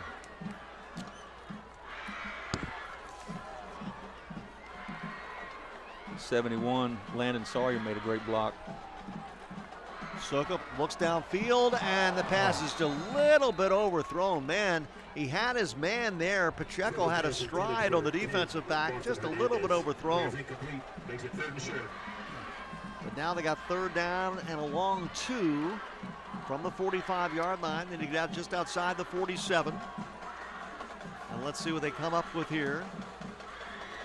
Sukup will call. Early fourth quarter. Sukup hands it off, and this is a first down and more. Into Veterans Memorial territory, and down at the 47-yard line, Robert Fallon with another first down run. That's a patient high school runner right there. Let those blocks get set up, and then he waits for a second to see where to go. He's a good player. Nice blockers, too. At the 46-yard line in Veterans Memorial territory, Fallon again at right tackle, and again he's got some yardage. And he gets down to the 40-yard line, maybe the 41, gain of 5. But Robert Fallon, they're going to him a lot, and he is coming through for them. Landon Sawyer says, follow me. He's doing a great job pulling on this play. Now Mason Falcone in the ball game. Quick toss to the left sideline. This ball is complete to Singletary, but he's driven down completely early by Francis. As, man, tell you what, Singletary made that catch, but Isaiah Francis was ready for him. Yes. Really nice defensive play, even on a completed pass. 3rd and 2.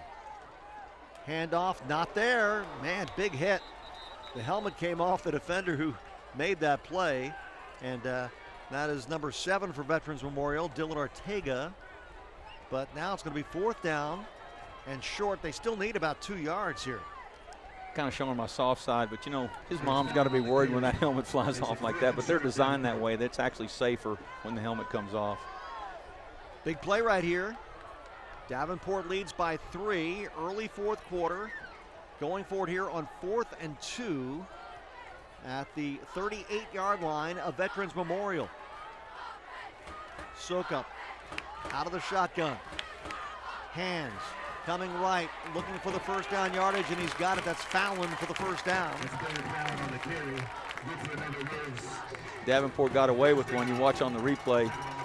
Well, not that play, but you watch on the replay for the first down that the motion man was headed toward the line of scrimmage. I think you're right. They missed that one. 1st and 10 for Davenport.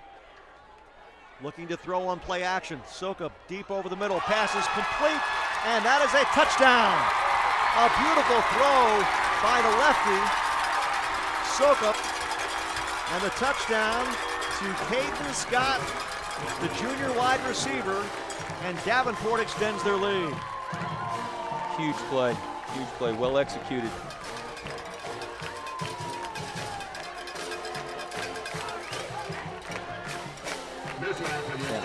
You mentioned the fact that he's got that quick release to lefty, Sokup.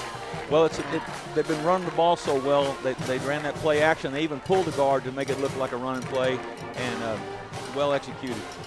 They fake the extra point, and they're going to try to run it in, but he is caught short of the goal line at the 1.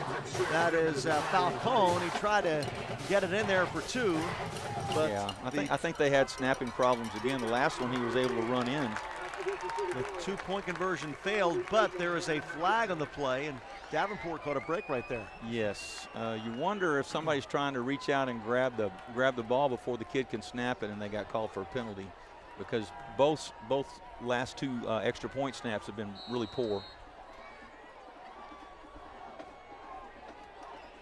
So now they will go for the single extra point as Ashton Mercer will be out there. Out of the hold of Falcone. And this kick is up, and it's through the uprights. And Davenport has improved its lead. It was 18-15, and now it is 25-15 as the Wolves are out to a 2-possession lead with 9:44 to go in the 4th quarter. This is the Davenport Wolves Football Network. Life is yours to spend. Spend it apart. Spend it together. Spend a little now. Spend a lot later. Spend it fearlessly. Spend it faithfully. First United Bank. Spend life wisely.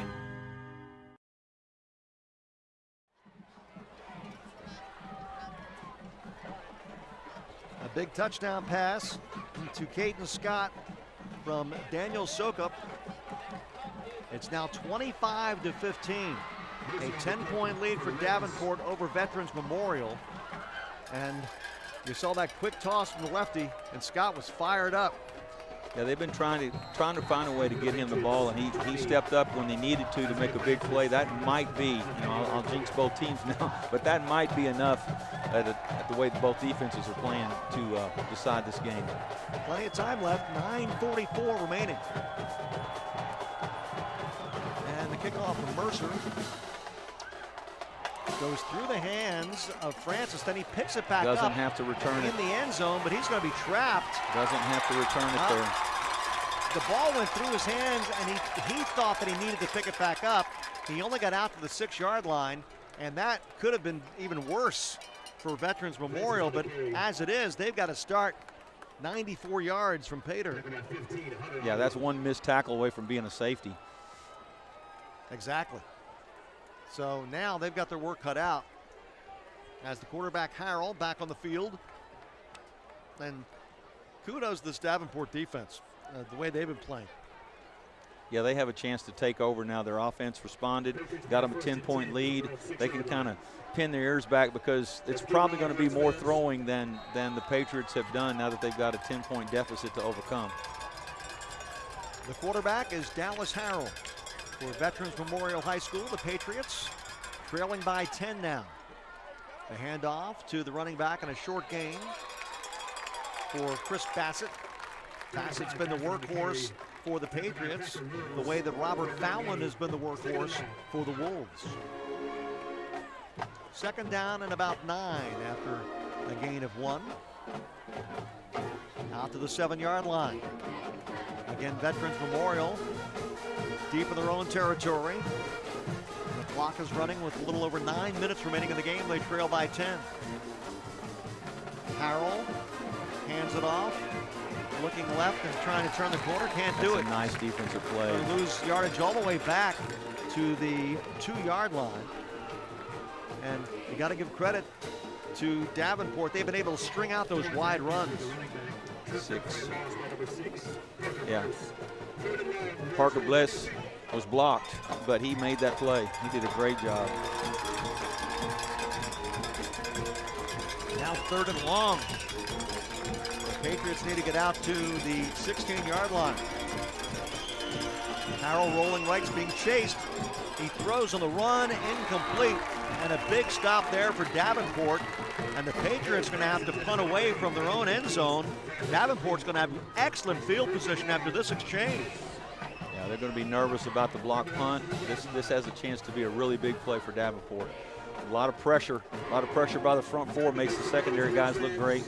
Davenport's playing really good defense right now. Jalen Morrow back deep to receive the Barringen punt. And Morrow's at the 35-yard line. So again, in Veterans Memorial territory. So the Wolves should have excellent field position here. Line drive punt. Morrow back up to the 40. Watch out. 35 cuts right. It's a great block at the 30. They're going to throw a flag on that block, though. Yeah. As he's rolled out of bounds around the 20-yard line, but it's coming back. Wow. It was quite a collision there, but they're going to get called for a block in the back here.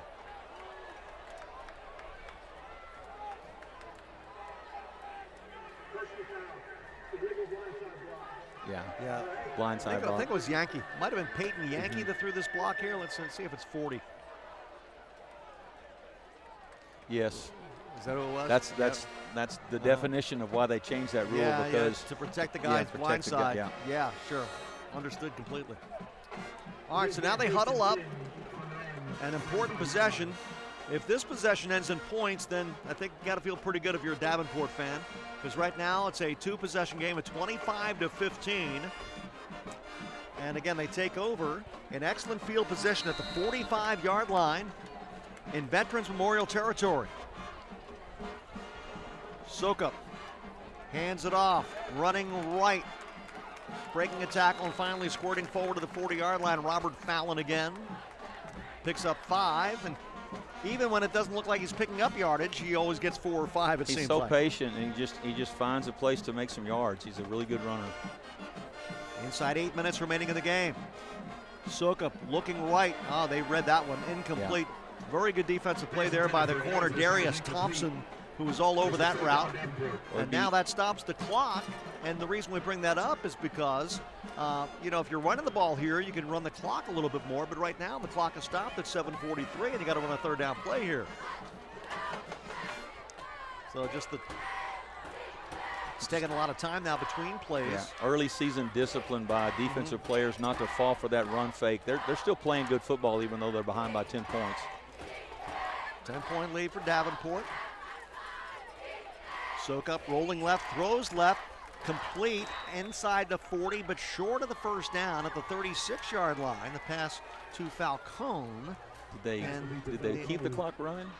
They did not keep the clock. Yeah. They stopped the clock, and they also were short. So now they're going to try to go for a 4th down and 1 to keep possession. Handoff, big yards. Inside the 25, down to the 24-yard line. Fallon again. And it looked like they caught Veterans Memorial off guard a little bit here. He just kind of squirted through it, didn't he? I'm not sure what they called right there. This is going to be an interesting penalty. It's at the 35-yard line, the flag. Looks like they're going to call it against Veterans Memorial. First down, sponsored by Gilman Automotive. Yeah, I'm not sure what that penalty was. Well, there was a flag, and it would have been in the offensive backfield, but they picked it up, and they signaled against Veterans Memorial, unless they just picked up the flag, and there was no infraction. I know they changed a rule in the NFL. I wasn't aware that they changed the rule that a defensive player can't come and cut an offensive lineman, and that's what he did in that position. First down run, gaining 5, maybe 6 yards. Fallon. Again, right now, why stop? And just give it a steady diet of Robert Fallon. He's getting you 5, 6 yards a pop. I know what the offensive line want to tell you, what play they want to run. They're having a really good game right now. Second down and 5 for Davenport. And they just continue to run Robert Fallon, and why not? He picks up another 5 yards, and I think he's got another first down. Yeah.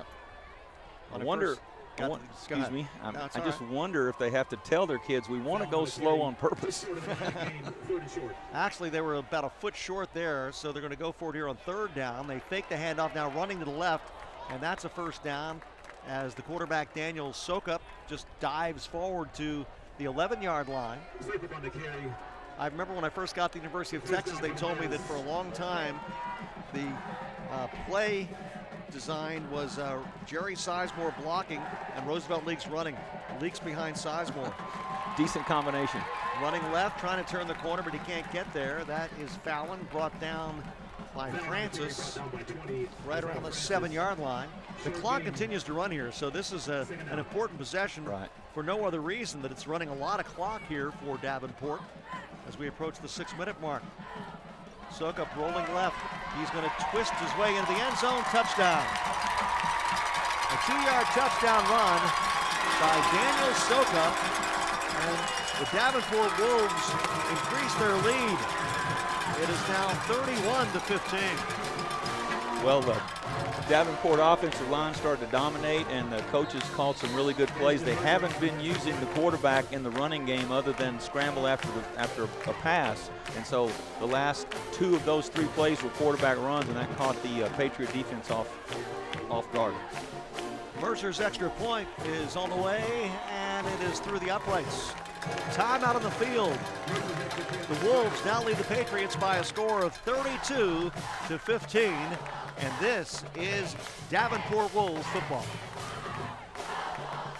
Wolves touchdown. Danny Sokup the second. 8 yards on the keeper. Making your score, Davenport Wolves 32. Veterans Memorial Patriots 15. Life is yours to spend. Spend it apart. Spend it together. Spend a little now. Spend a lot later. Spend it fearlessly. Spend it faithfully. First United Bank. Spend life wisely. Wolves have extended their lead. It's now 32-15. We've talked about their defense. Their offense has come up with some big plays here, Coach. Yes, and I'd like to point out one kid that probably doesn't get a lot of recognition. That's a linebacker that comes in and snaps for him. He had a couple of difficult snaps on extra points, and his name is Tate Broadus Jr., and he straightened it out, and that was a perfect snap on a night when they're getting after him pretty good, trying to block the extra point.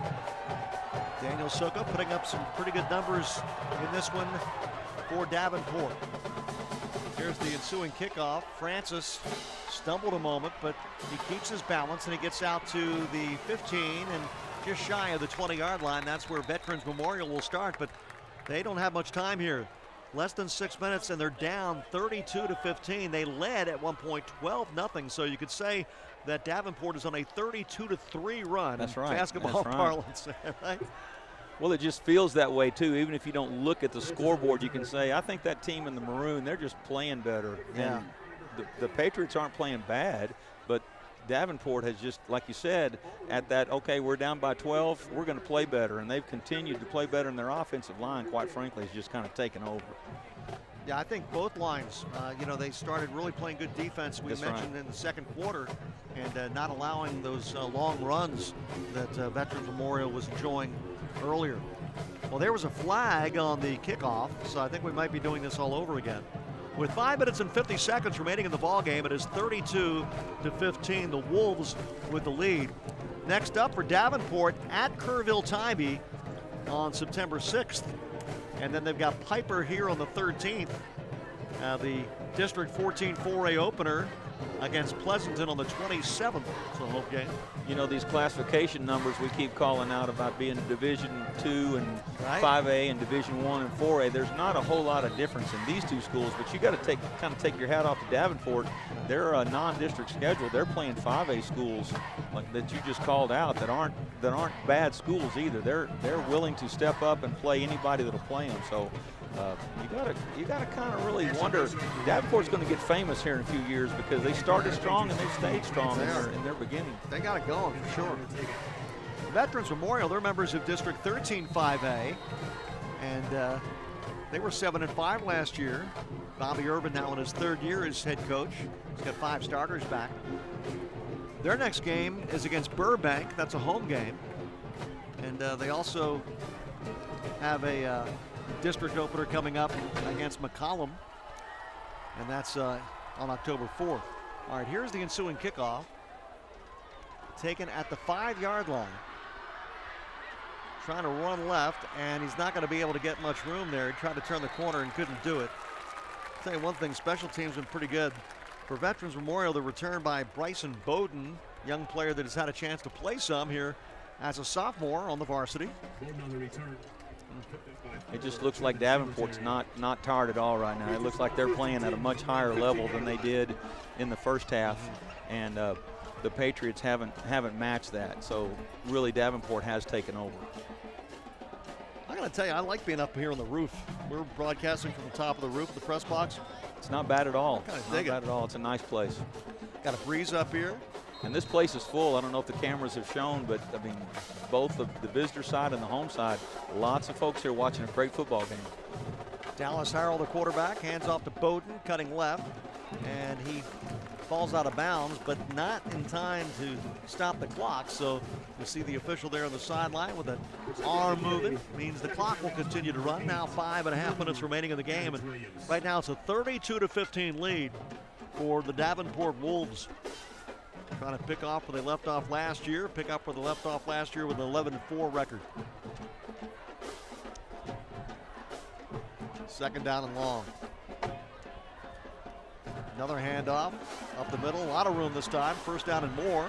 Out to the 40, watch out. Rumbling into territory. Man, I wonder. The Davenport Wolves would have run that time by Chris Bassett. I wonder if Bassett heard me saying that they weren't playing hard. He just stepped up right there. That's the biggest offensive play since the first quarter for the Patriots. Running left, Harrell. Down the left sideline, then he bumped out of bounds. Here on the carry, forced out by 8, Evans Williams. Goes good for a first down. So now, for the first time in a while, Veterans Memorial has a little momentum here. I think they would like to use their quarterback in the running game more than passing game. He's a gifted runner. He's doing a good job at quarterback, and they're going to have some really good games this season. They played well, just not well enough to beat the Wolves tonight. 4.5 minutes remaining. The clock runs. 32-15 is the score. Veterans Memorial trying to make it interesting here. Just a short gain on that first down play. Now second down play. So now it's going to be 3rd and about 5 from the 20-yard line. And no sense of urgency right now for Veterans Memorial. No, not yet. Maybe that's as fast as they can go right now. They've been beat around by the Davenport defense. So big play here, rolling to the left. Dallas Harrell, he will keep it, and will he be able to pick up the first down? I don't think so. Now he got bumped out of bounds just before the stick. So this is definitely 4-down territory for a team that trails 32-15. And this is pretty much the ball game, you would think, if they can't get it in Veterans here. Memorial does not get a first down here. That's pretty much going to be it. Rolling left, and he's not going to get it. Nope. He tried to push forward, but the defense came up big once again. Nice play by Tate Broadus and two other defenders. Yeah, that was Broadus who made that one.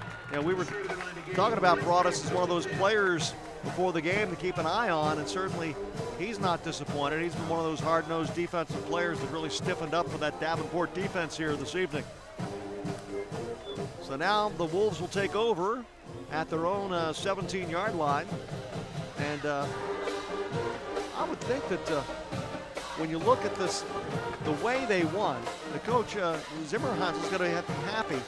It's kind of a gritty effort, right? Things didn't go just as you planned at first, out of the gate a little bit slow, but they picked it up. They kept the momentum. They kept the confidence up high. Here's the first down run up the middle. And again, just pounding away on the ground. Fallon just running hard.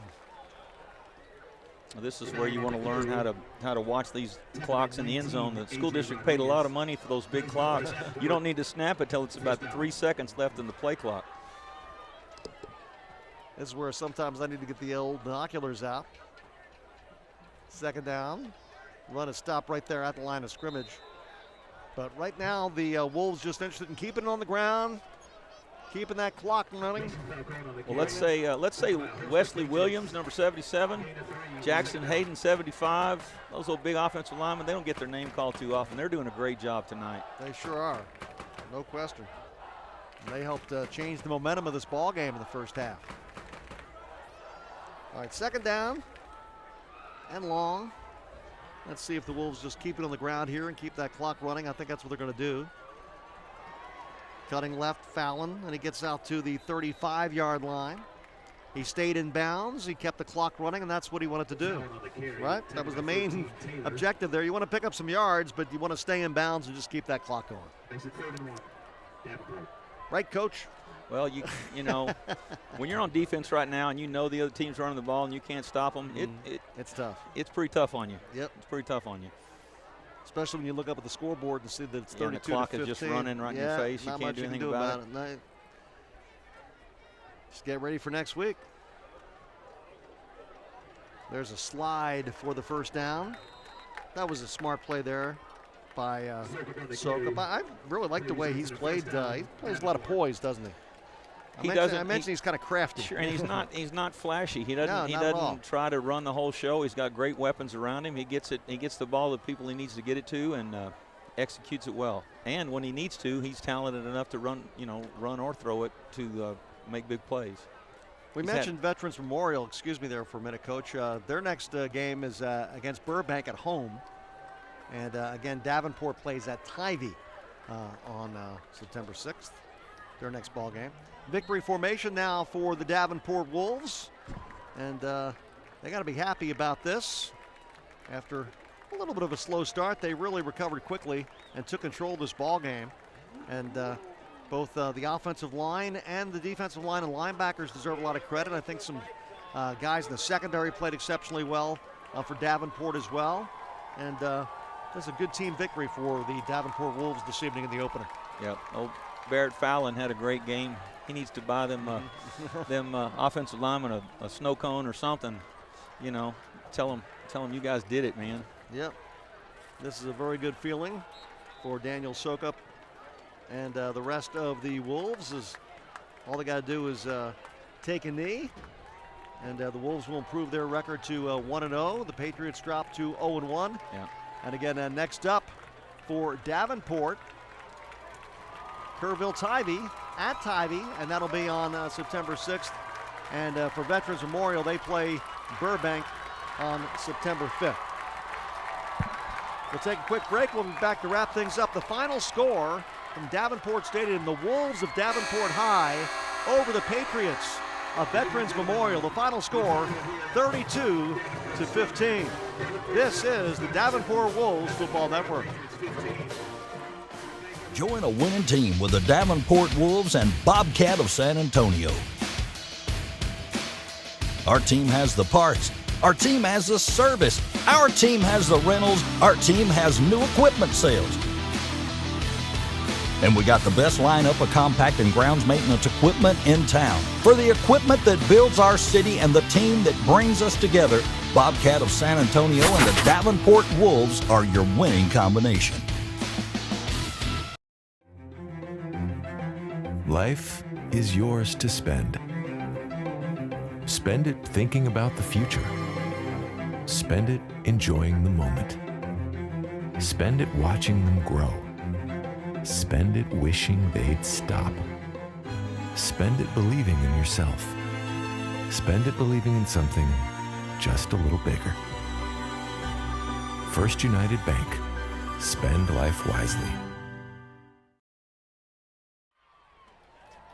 32-15 the final score, but it wasn't always easy. In fact, they had to come up with some good defensive plays, and Davenport certainly got a really big defensive play early in the ball game from Josh Johnson with an interception in the end zone. And then, of course, as we talked about it throughout the course of the ball game, a lot of Barrett Fowler in this game tonight. Yes, the offensive line and the running game for the Wolves was excellent. Defense came up with really big stops when the Patriots had some momentum going. You got to look at that block punt, score for a touchdown that really changed the momentum but didn't change the score. That's it right there. Colton Pearson with the big play. Right. And that really was one of the plays of the night when you look at it. And then, of course, when they went for the extra point, it was a high snap. And you know what? He knew exactly what to do, Mr. Mason Falcone. He just got up and took the high snap and went in the end zone and got 2 points instead of 1. This is that great return there by Ortega. I would say when the Patriots, when the Wolves get together and watch this film, they'll say, hey, we beat a good football team. We got some things to improve, but, man, we can be really, really good this year because that's a dynamic 5A team that they played tonight, you know. Mm-hmm.